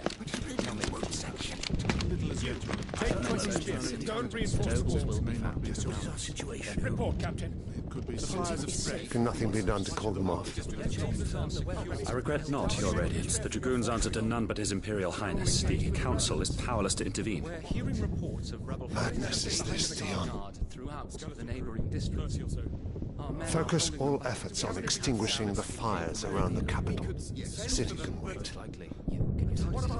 Yes, this is not the work. Don't dally, man. Go! Your Radiance. What are your orders, right? And I want you to find out about Dalmek's movements. By the light! Dion. Have you taken leave of your senses? Call off the Dragoons at once! Fear not. The populace will come to no harm at their hands.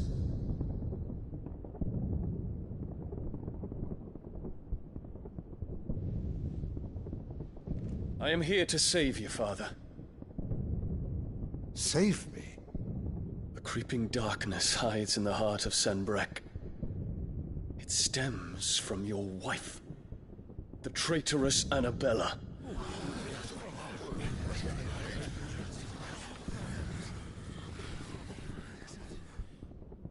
Not another word, Dion. Father, though you may not see it, the darkness has taken hold of you. It has made you forget yourself. But I bid you remember, there was a time when you ruled not with cruelty, but with compassion. Why now do you turn your back on your people? Why now do you seek to stoke the fires of war? You too have borne witness to this change, Your Eminences. And you know, as well as I, who is responsible for it. A puppet now sits upon the throne, but cut his strings, and the Master loses the power! What? Dion, you bear steel before your Emperor? Guards! Take him!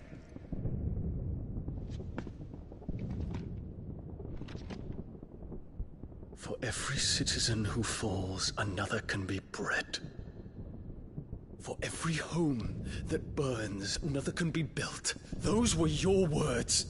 But when the last of your citizens has fallen, and all of their homes have been reduced to ash, what will become of your empire, of its rulers, of your god? As the Mother Crystals crumble one by one, and the Blight sweeps in to claim all that we hold dear, our people look to their Emperor for protection. Yet he labors not to secure their futures, but to seize what is left of the twins for himself! Even if it should come at the cost of everything his loyal citizens have labored to build! Dion, you must understand. A small price to pay, is it not? You've been blessed with great power, Dion. Enough to win me the world. So go, claim Valisthea for me, brother.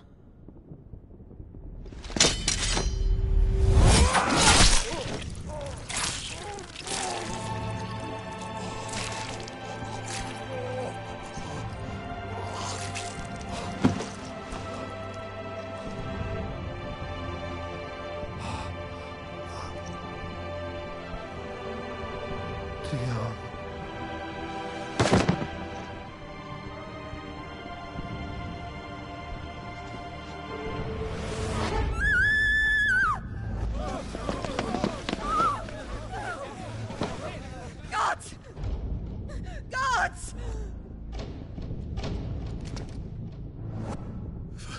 Father. Poor father.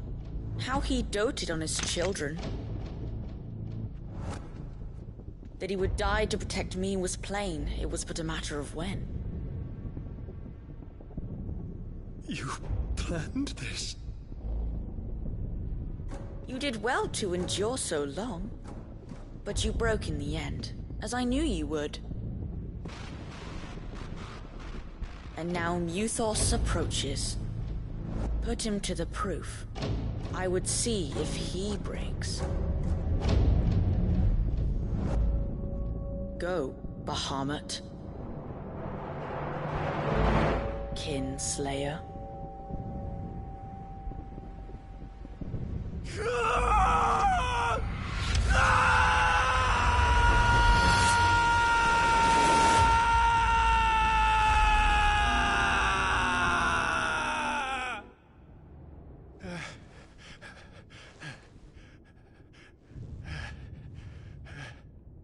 Not again. Brother? It's a long story.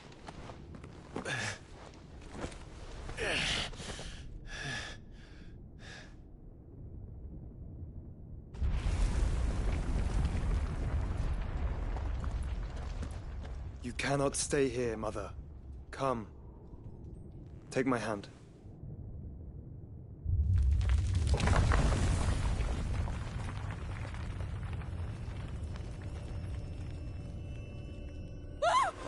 Get away from me! This is all just a dream, just a bad dream! You will not take me, Shadow! You will not take me!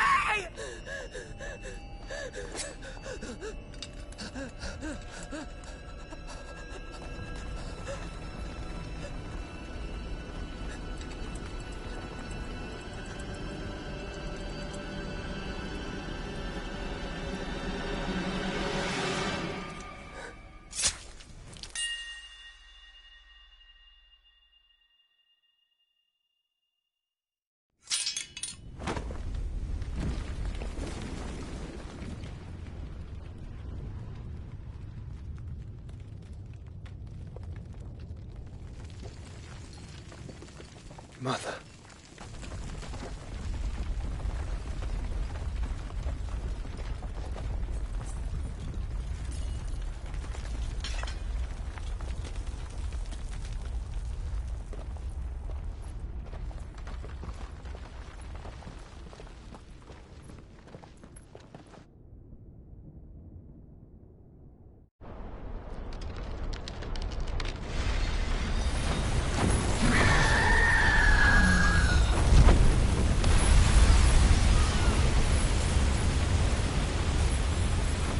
If it is consciousness that weaves your wills together, consciousness that blurs the boundary between your own will and that of others, then we shall set you apart once more. The ties that bind you shall be severed, and humanity return to its proper place.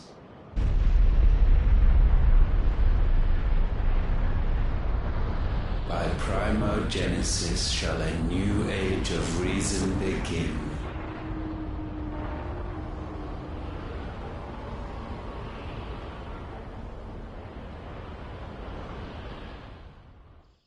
Relax, Your Majesty.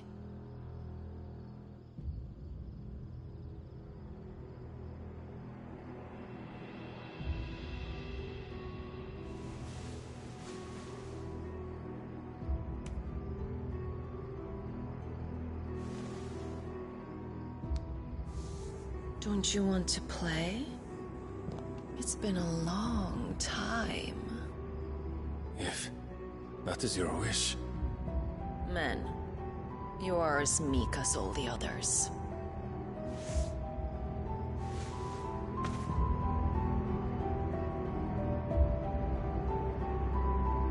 Such feeble creatures.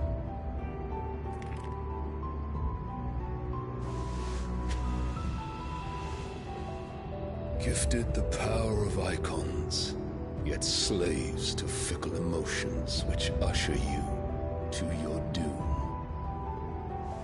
And so you bind your fragile wills with strands of consciousness.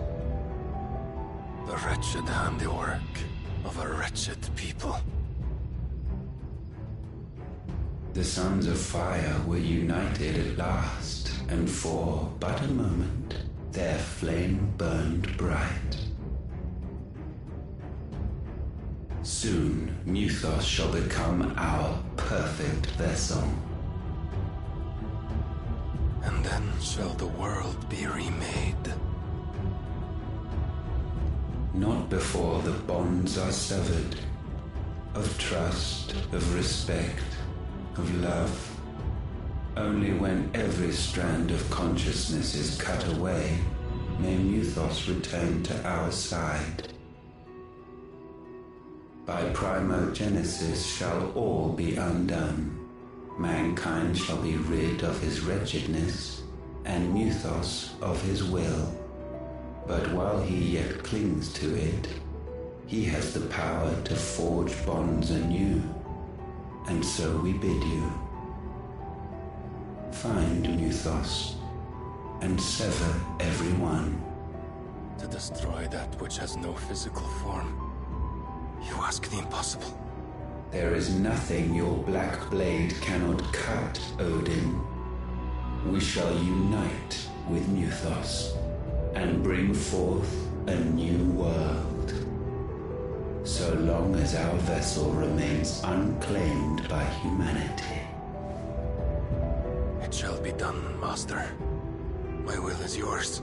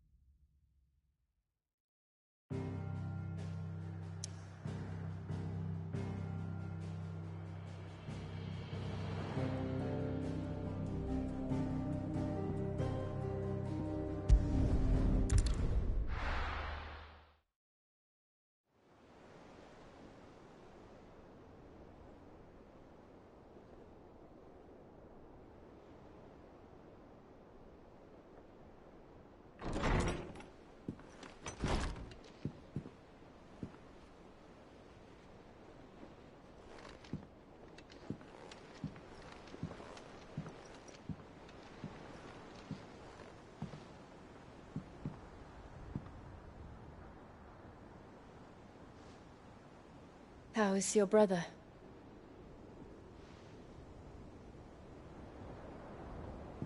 Asleep since I returned from the Dominion. Taya says he should be back on his feet soon enough. For a while, at least. She discovered something on his chest. A swelling, circled in stone. The curse.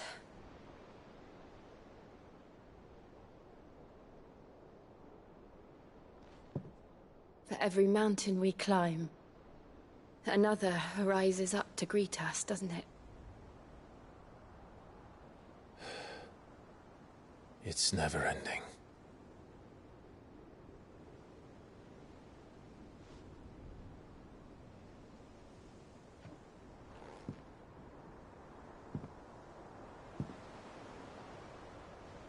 Even the sky seems to have grown tired of it all.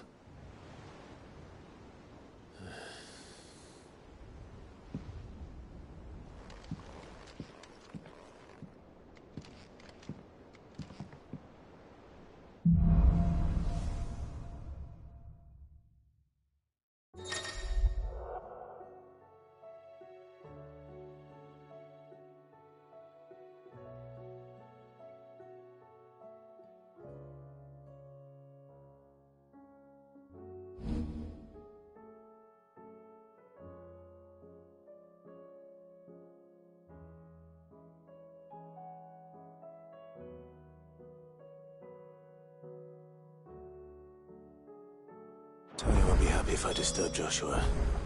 While he rests, I might as well see what Otter has to say.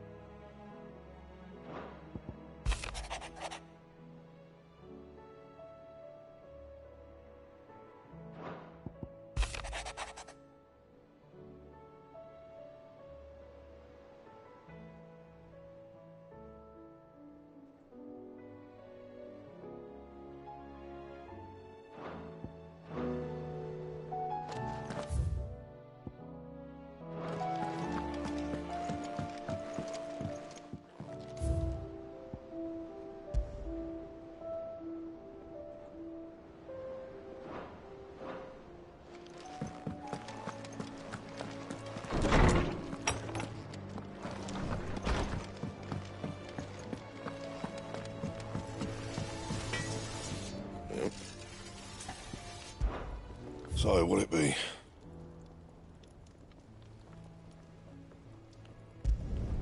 Should last you a good while.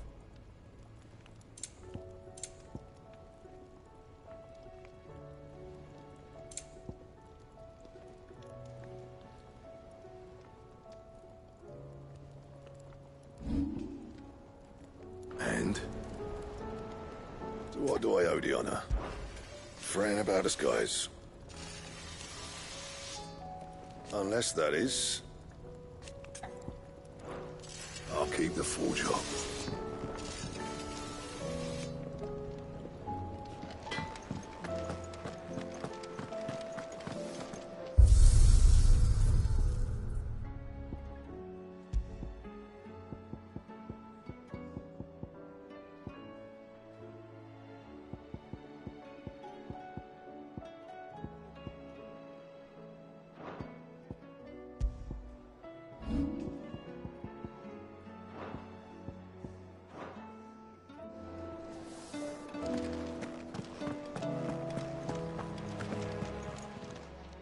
Clive.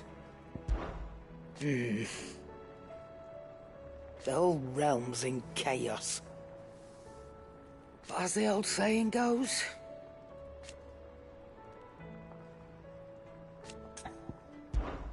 If you're gonna buy some, be quick about it.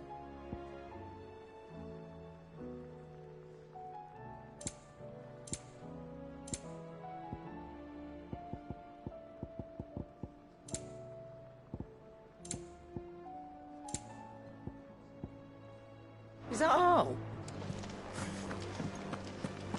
It seems the hideaway has lost its appetite. Is a storm coming soon? Will there be thunder? I was wondering when next you'd visit. With the darkening skies.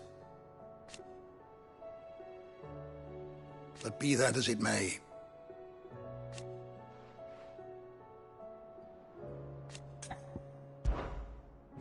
I have a few new notes that might interest you.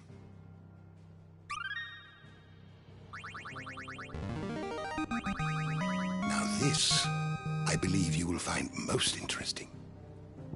If you have a question for me, I should be happy to answer it.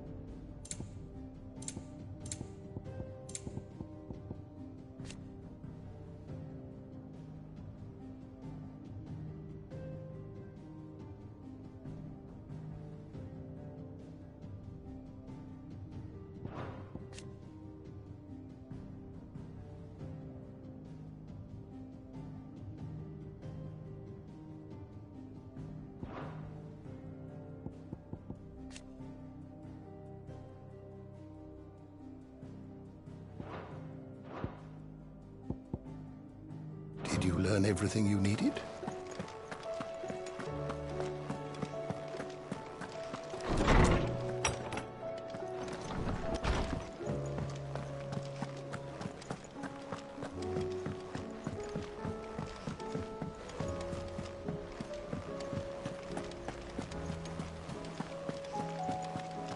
Did you see that? Tell me you saw that.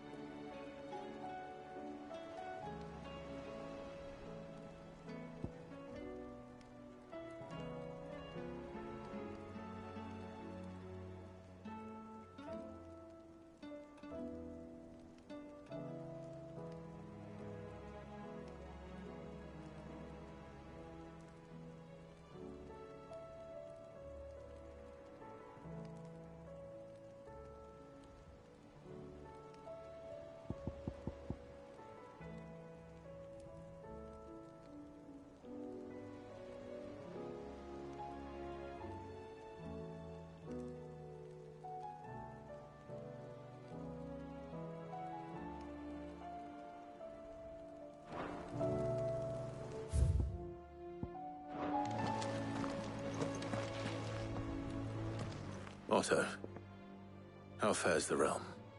The realm? Oh, she's just fine. As long as you look past the fat storms out mother crystals and her skies are a roiling cesspit. And Gav? He's with your uncle in the Free Cities. helping Mid with her project. Sent an owl their way the moment the winds turned foul. Still waiting on a reply, though. Do you have any good news? Well, that depends on your definition of good. All right, fine. What do you suggest we do? Oh, no, I'm just a messenger. I leave the scheming to those more suited to the task. Could be that Lady Vivian and Old Tomes have their own thoughts on the current state of things. Could be that they don't. It certainly can't hurt to ask. I suppose not.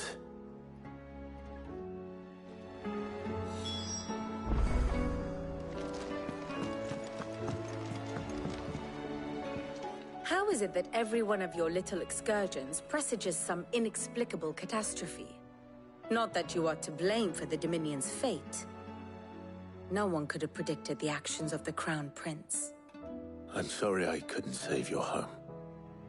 My countrymen are stronger than you think. A few toppled clock towers won't break their spirits. They'll be back on their feet in no time. I hope so. Look at us.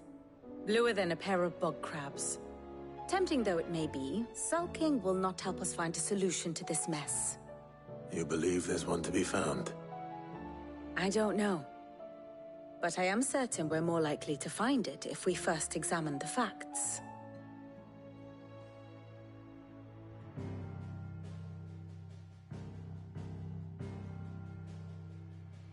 Beneath these darkened skies, fear and confusion reign over Valisthea.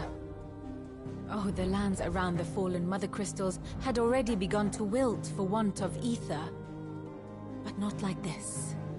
Crystals that filled wells and fueled furnaces, now nothing but pretty shards of rock. And those that hang from the people's necks cast nary a glimmer of light to keep the dark at bay. It is only a matter of time before the common folk convince themselves that the end of days is upon us. Yet I fear a swift end is more than we can hope for.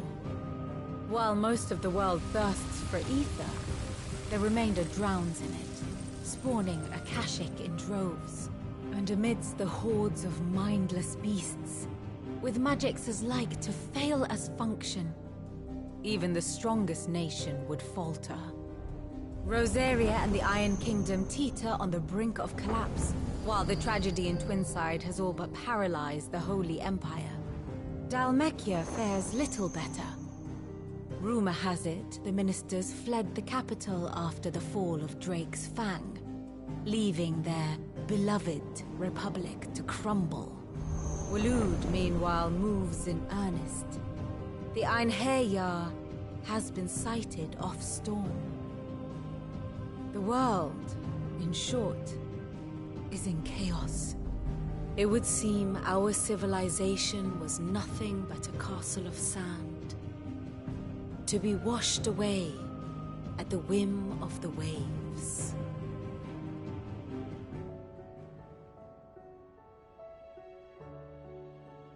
A castle of sand.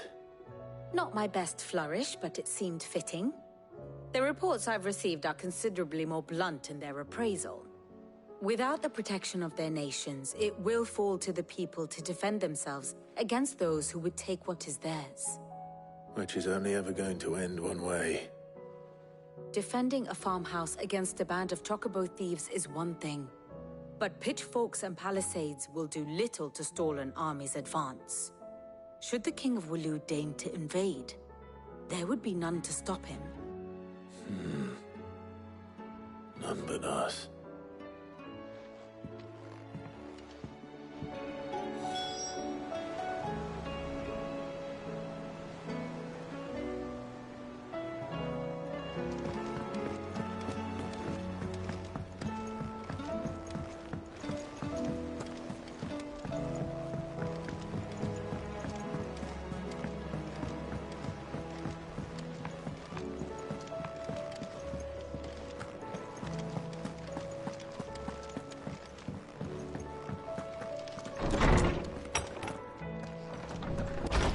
Is a storm coming, Sid? Will there be thunder?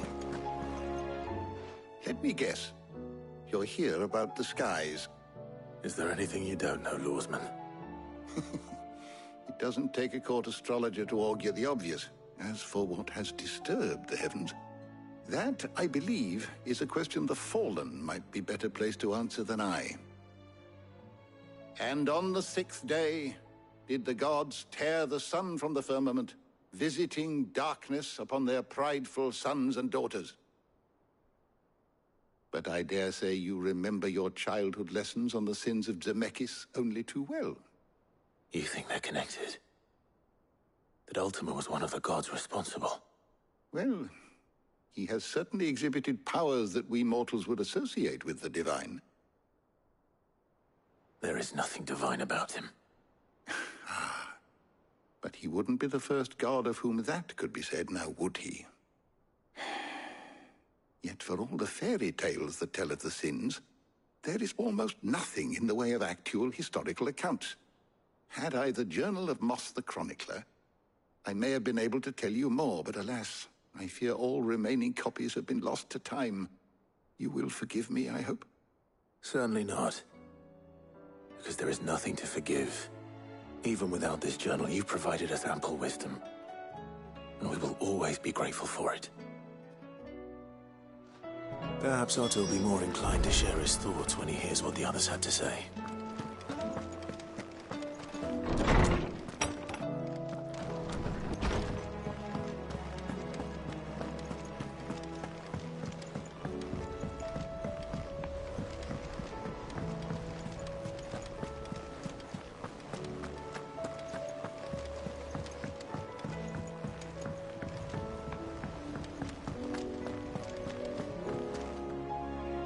Clive, we have a problem. Only one. That would be a first. It would. Actually, there are 3. We had as many owls arrive while you were at the shelves. Martha's got a Kashik out her gates, and talk of monsters roaming the hills outside of Northreach has put the wind up Isabel and her lot. And don't forget Dalimil. Lubor says the village was raided by bandits. When it rains... It fucking pours. The curse breakers are spread thin, taking stock of the damage in the Dominion. And even if I could get word to all of them, I doubt they'd get here in time to make any real difference. Which means there's only 2 people who can. Jill and I. Let them know we're on our way.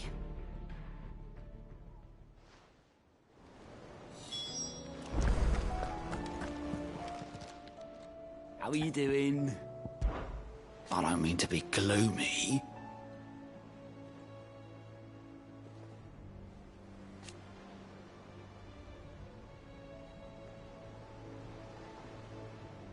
They need all the help they can get. Anything catch your eye?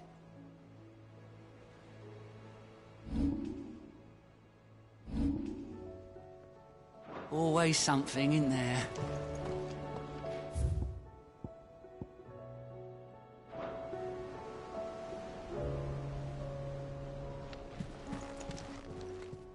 Clive!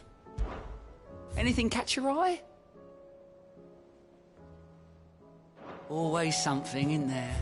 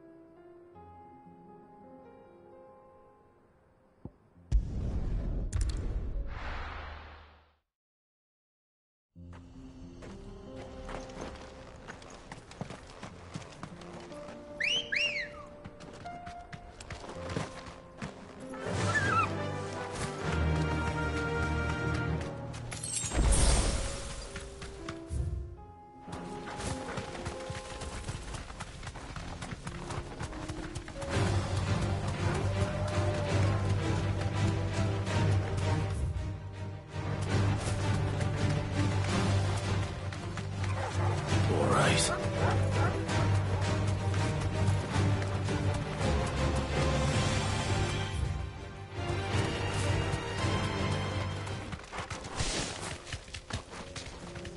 Straight home now.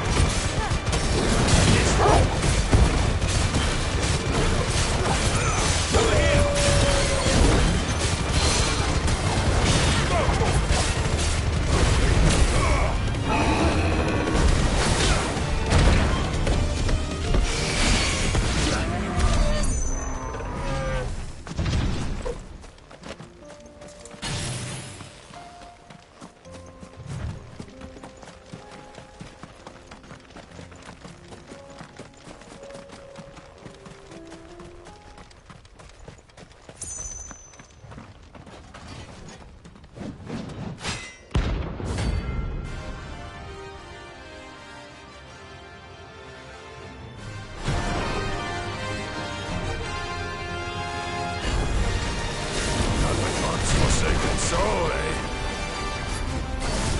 Only those who have nothing. So empty your pockets. Your brothers will free!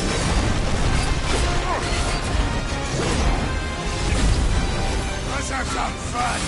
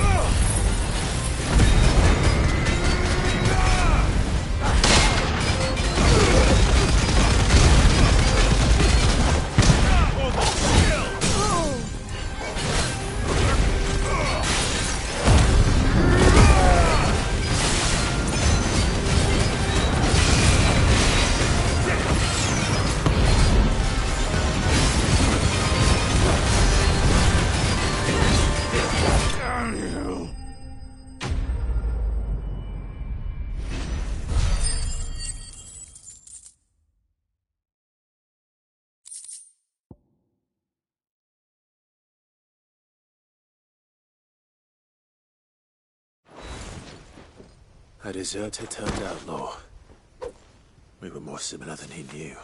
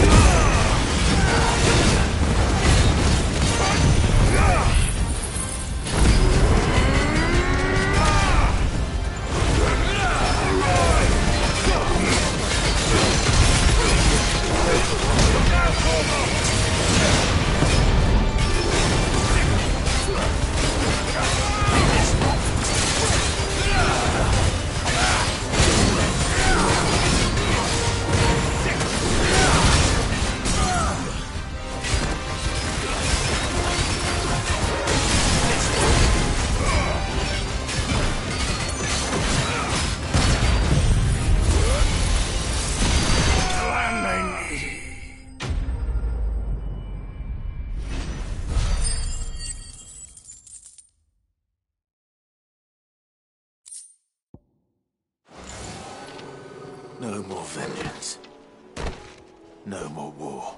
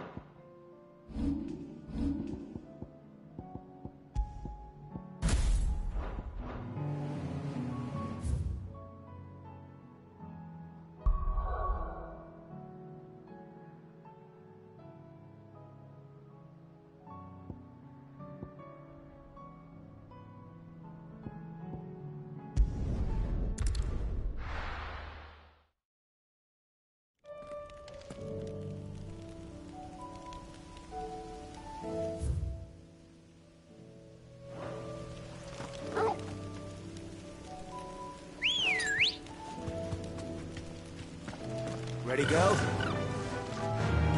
Fly, Ambrosia.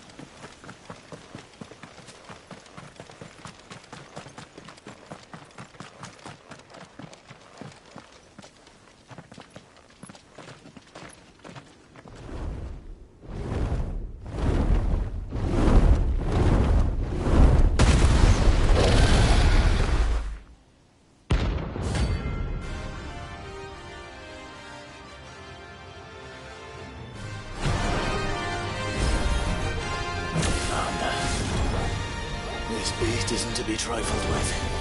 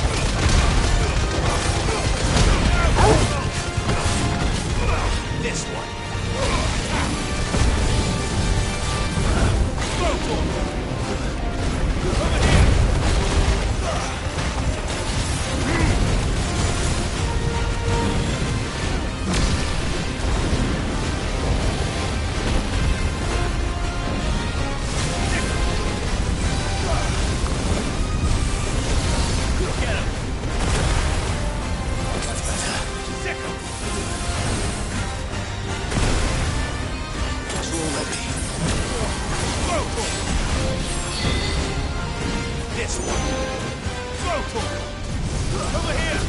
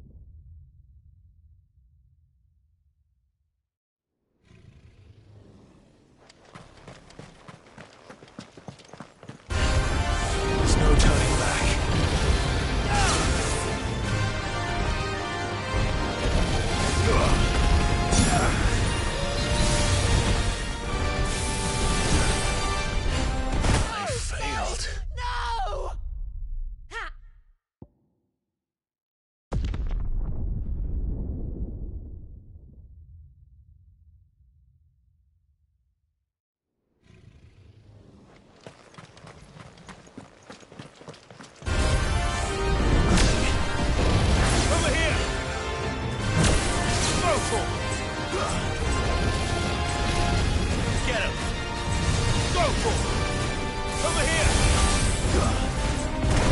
Get him! Attack! Rotor!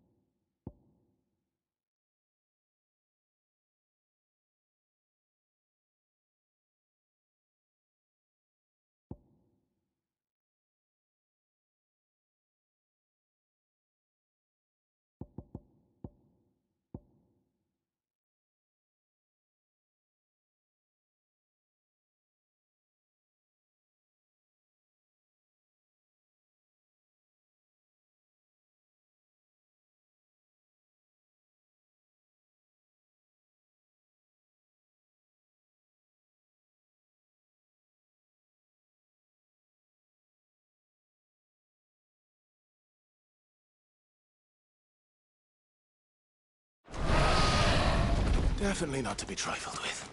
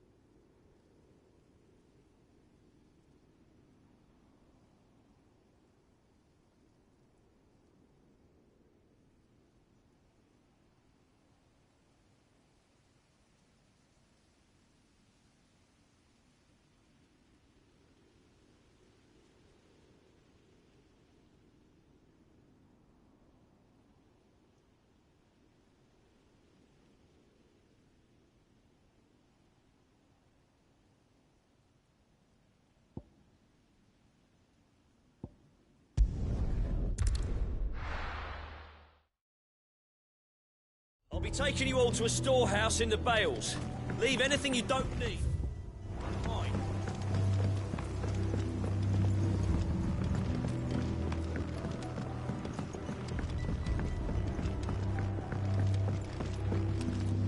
Any friend of the innkeeper is a friend of mine.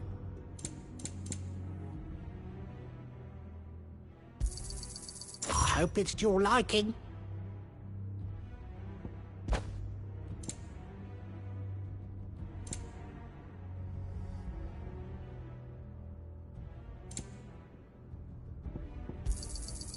Ah, yes. I hope it's to your liking.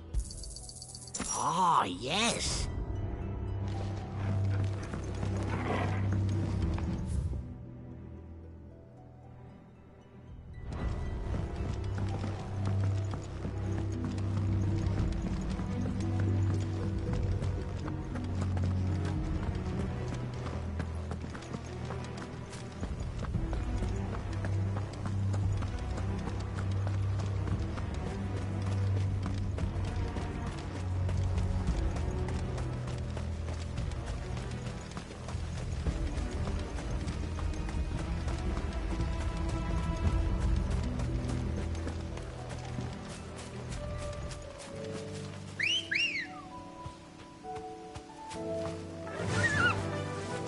Run like the wind.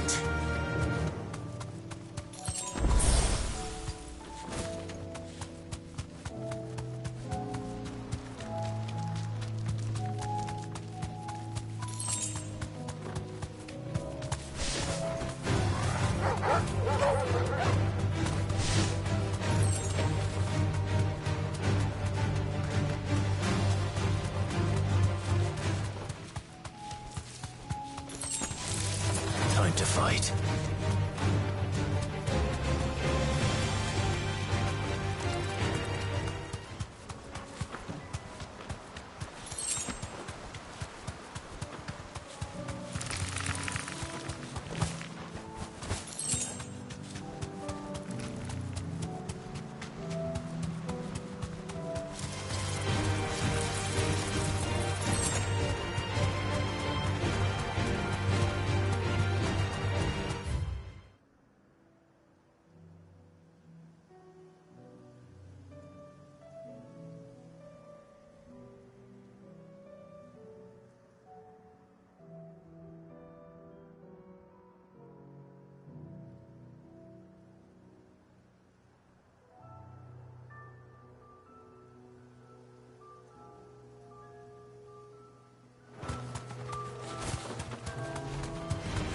This won't be easy.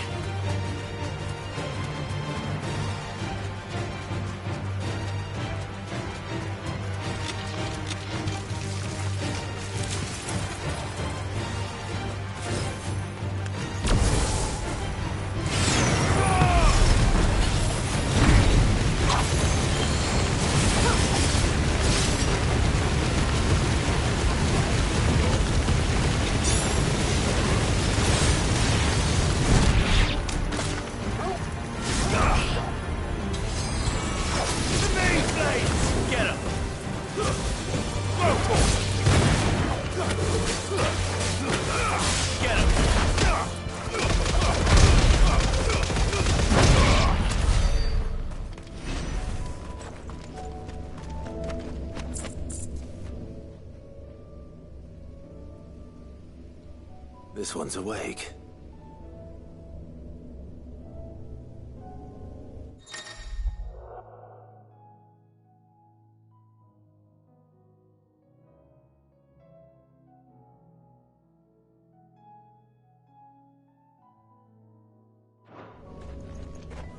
Let's see what's inside.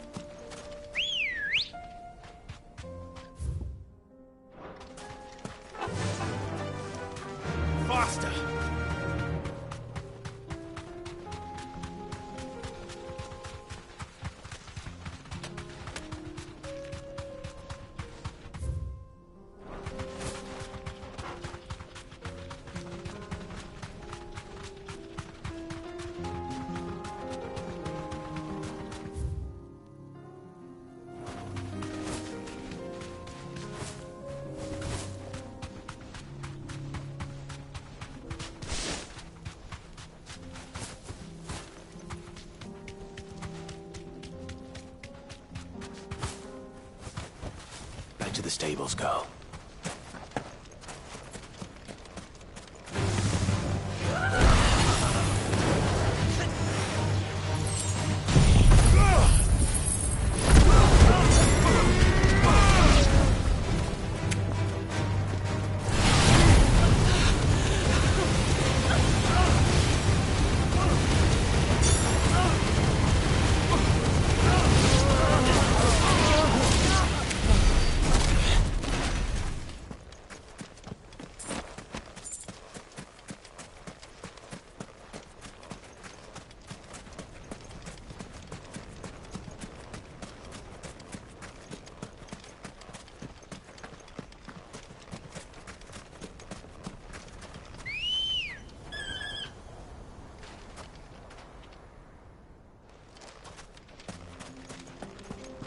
Let's go.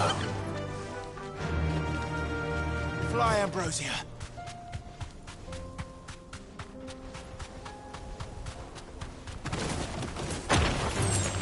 All right.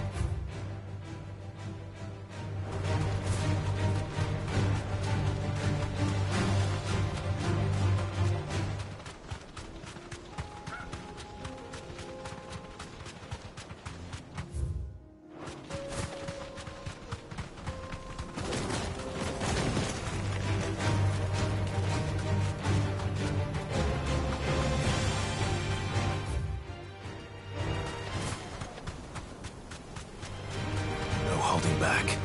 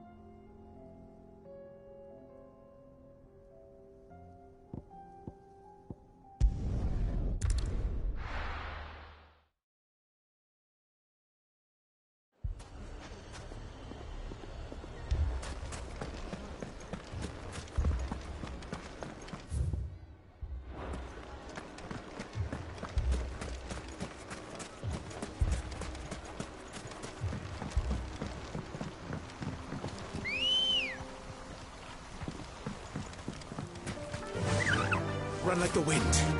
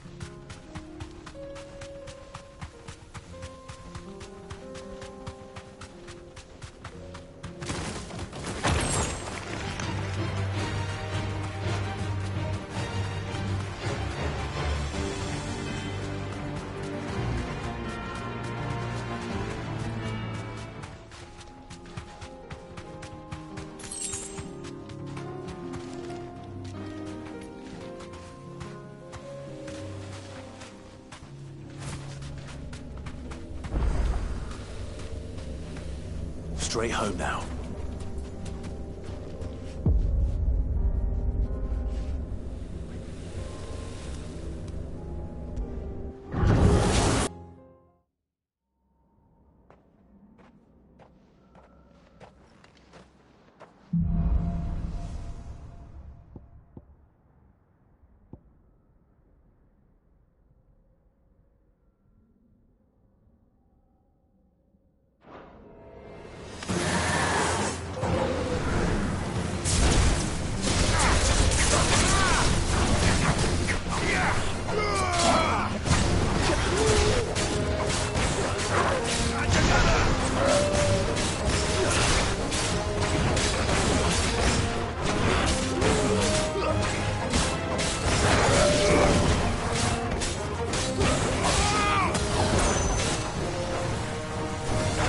try.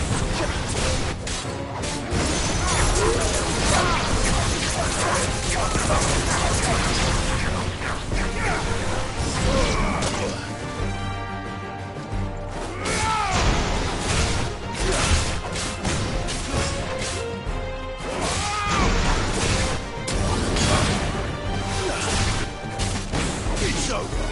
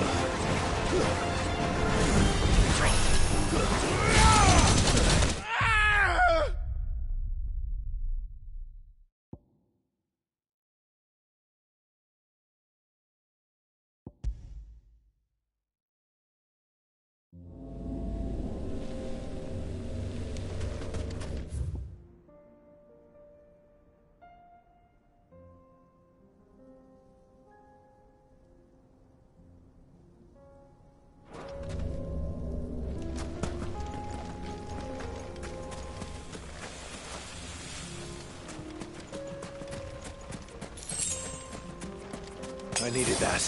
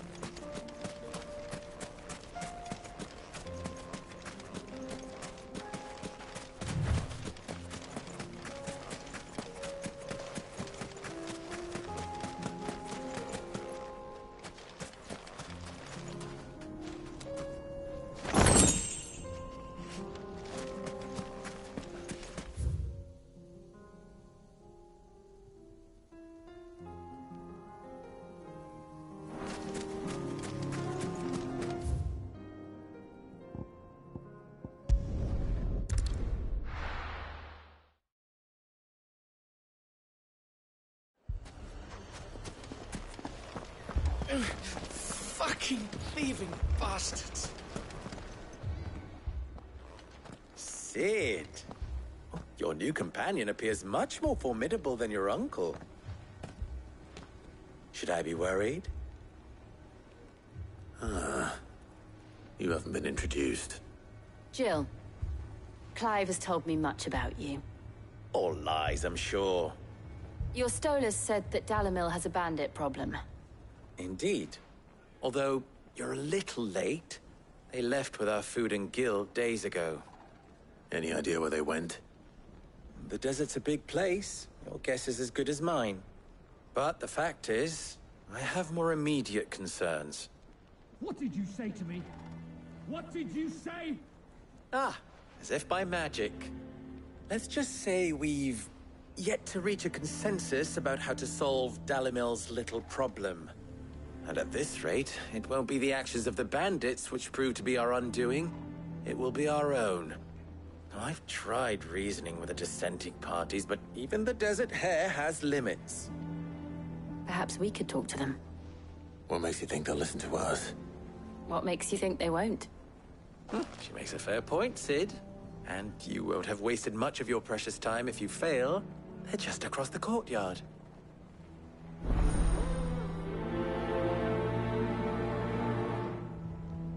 Suppose we just follow the shouting.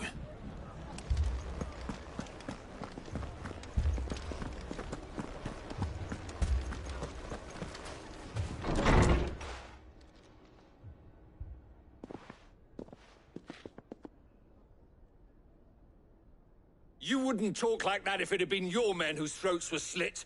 Blood for blood, it's the only way. We hire mercenaries and have them mount the bandits' heads on our walls as a lesson to the rest. And what happens when those mercenaries are slaughtered like your men? Are you going to hire more? We're better off using that coin to buy food and supplies. If we hire mercenaries, the only thing we're buying is the bandits. And you cannot fill empty bellies with that. Do you hear me? But what happens when they come back? Maybe it'll be your throat that's slit. That's enough. Both of you. Any more of this and I'll throw you out myself. Come back when you're ready to talk like adults.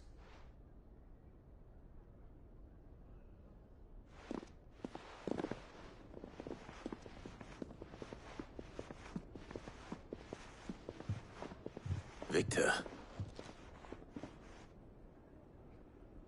What's he doing here?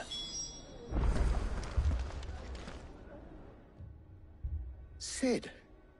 And Lady Jill. What brings you here? I was about to ask you the same thing. Costness is in chaos, and the markets have all but ceased to operate. The Briar's Kiss here in Dalimil is the only place I can reliably obtain supplies. I was here to do just that when Master Lubor told me of his troubles. He thought I might be able to talk some sense into these fools. But if you're here, I suppose his patience must be waning. Who are those people? Those were the thorns in Lubor's side. And the reason this place might be headed the same way as Costness. It's these accursed skies. The darkness is enough to drive a man to madness. Or an entire city, for that matter. We're still working on the skies. But in the meantime, perhaps we can find a solution to Dalimil's problems. I hope so. For all our sakes.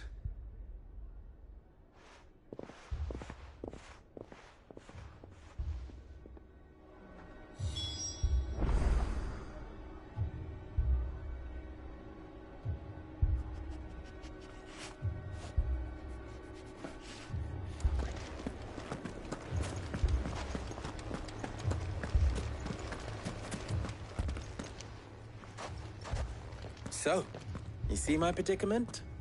What I saw was a room full of people who were angry and afraid. And with good reason by the sound of it. But if left to smolder, that anger and fear could set the entire town alight. My thoughts exactly. What to do?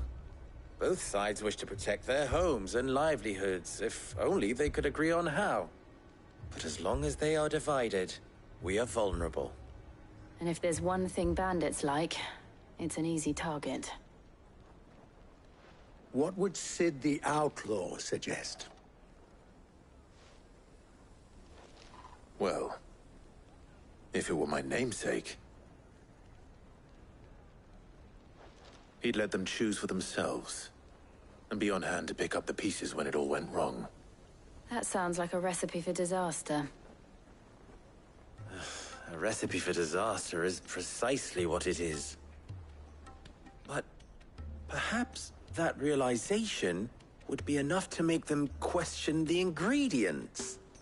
While it's plain neither Conrad nor Natalie will countenance the other's proposal, it may still be possible to make them doubt their own. Before presenting them with a third option.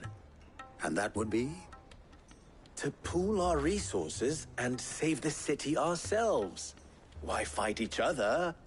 When all that fear and anger can be directed at the bandits. It appears we have a plan of action. Victor, pay Conrad a visit. See if you can't convince him of his folly. I'll speak with Natalie. As you wish. Your faces are not well known in this town. That may prove useful. Don't worry, Victor and I will do most of the talking. You need only play along. Play along? What he means to say is yes.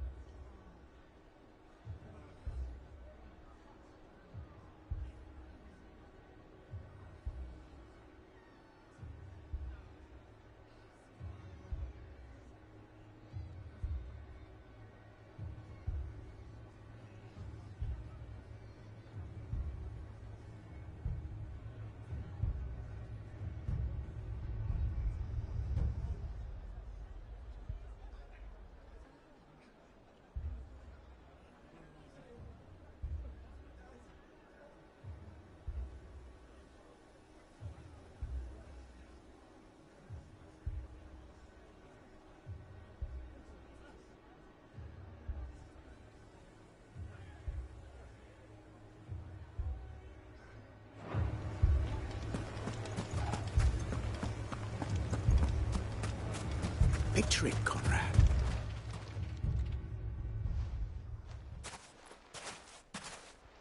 Ah, here she is.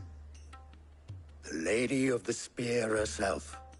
Conrad, may I introduce you to Jane, commander of the Red Wings, the oldest mercenary guild in the Free Cities.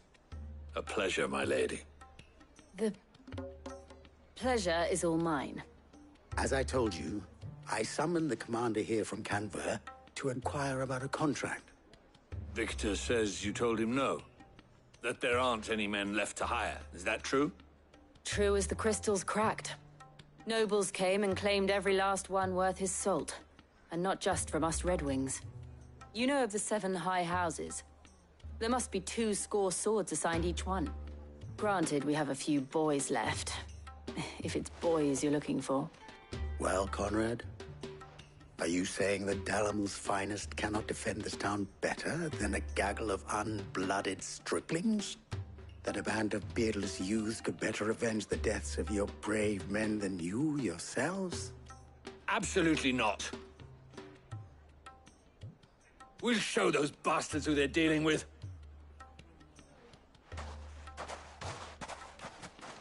I can't believe that actually worked. Conrad's not what you call the brightest candle in the crypt. And there's a reason why I had you do the talking and not Sid. Well played, my lady.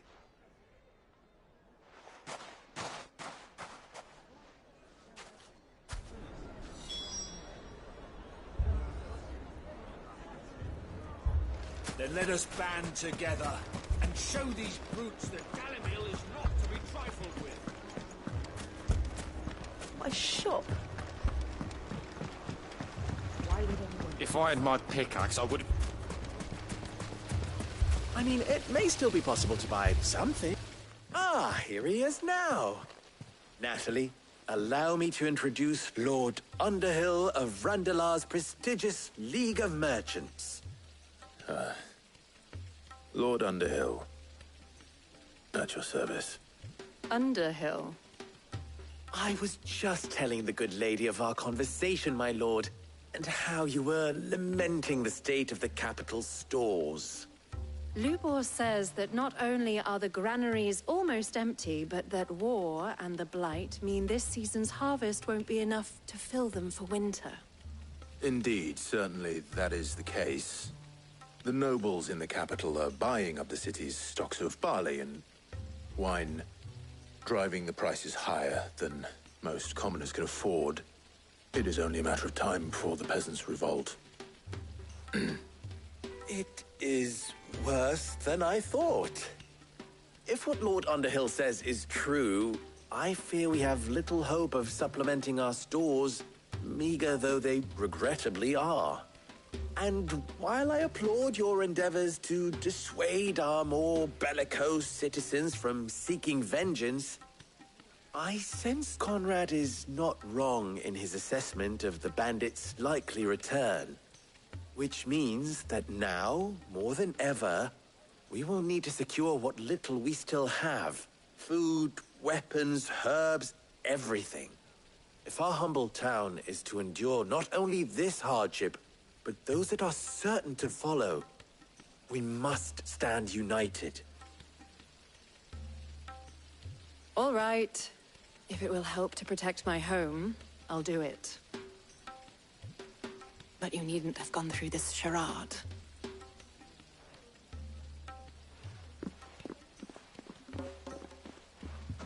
Thank you, Clive. Your performance was nothing if not workmanlike. She saw right through it. I didn't say it was good, merely that it produced the desired effect. Now, my scouts should be returning shortly. Meet me back at the Briar's Kiss, and we shall see what we face.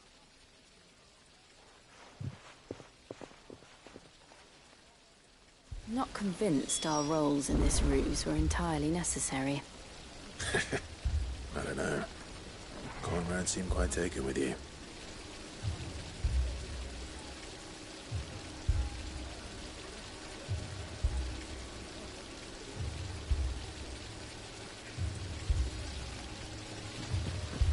It appears I have no choice but to do what little I can to defend what little we have. Mummy, I'm scared. Oh, I'm ruined.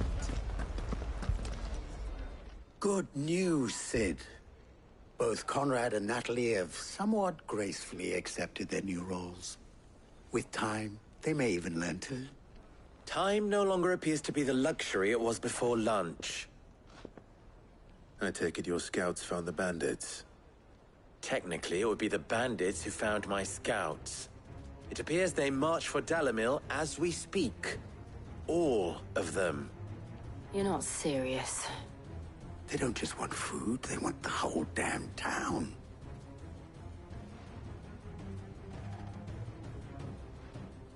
I have a favor to ask. I'm told the bandits march in 2 groups, one from the south and one from the desert, in a move doubtless intended to stretch our already gossamer-thin defenses. Very well. Jill and I will meet those from the desert. But what of the rest? The rest, my friend, the city shall fight. Together. The stakes, I concede, are high. But if this does not unite Dalimil, nothing will. That is a lot of faith to put into those who had their hands around each other's throats but a moment ago. Then it will be for us to see that their hands are kept occupied. And I do mean us. I thought you might say that. We'll hold them off for as long as we can. And we will do the same.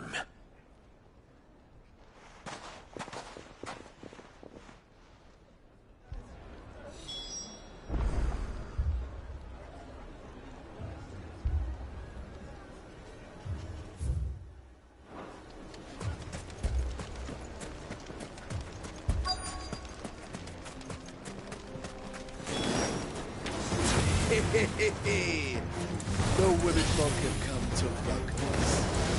I'll take that one.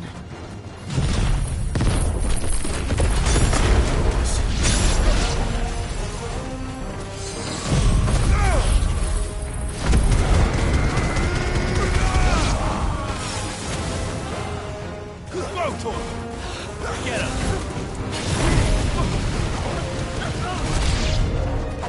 They mean to overwhelm us.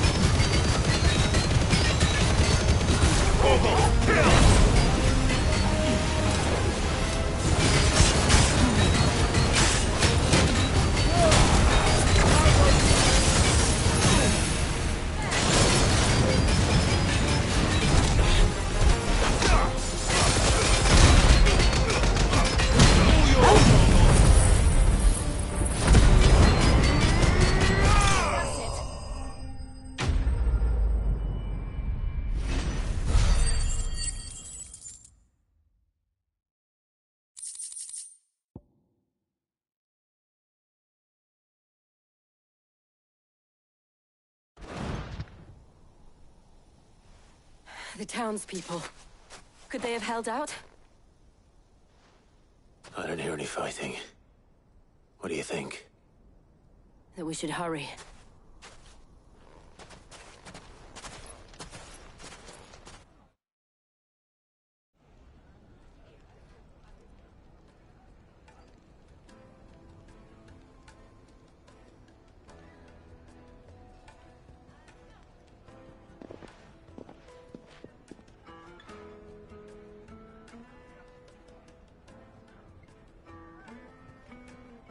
Natalie, I owe you an apology.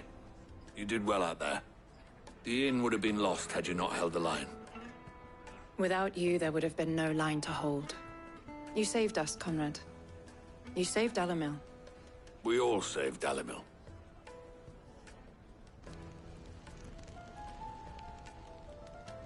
Conrad seems to have had a change of heart. I'd say they both have. I take it from your presence that our visitors from the desert won't be joining us either. Pity. The plan worked, Sid. Granted, it only took an army of bloodthirsty bandits at our gate. Calm now, Victor. Why quibble over the details? We are united, and that is all that matters. As for you, Sid, you fight considerably better than you act. I'll take that as a compliment.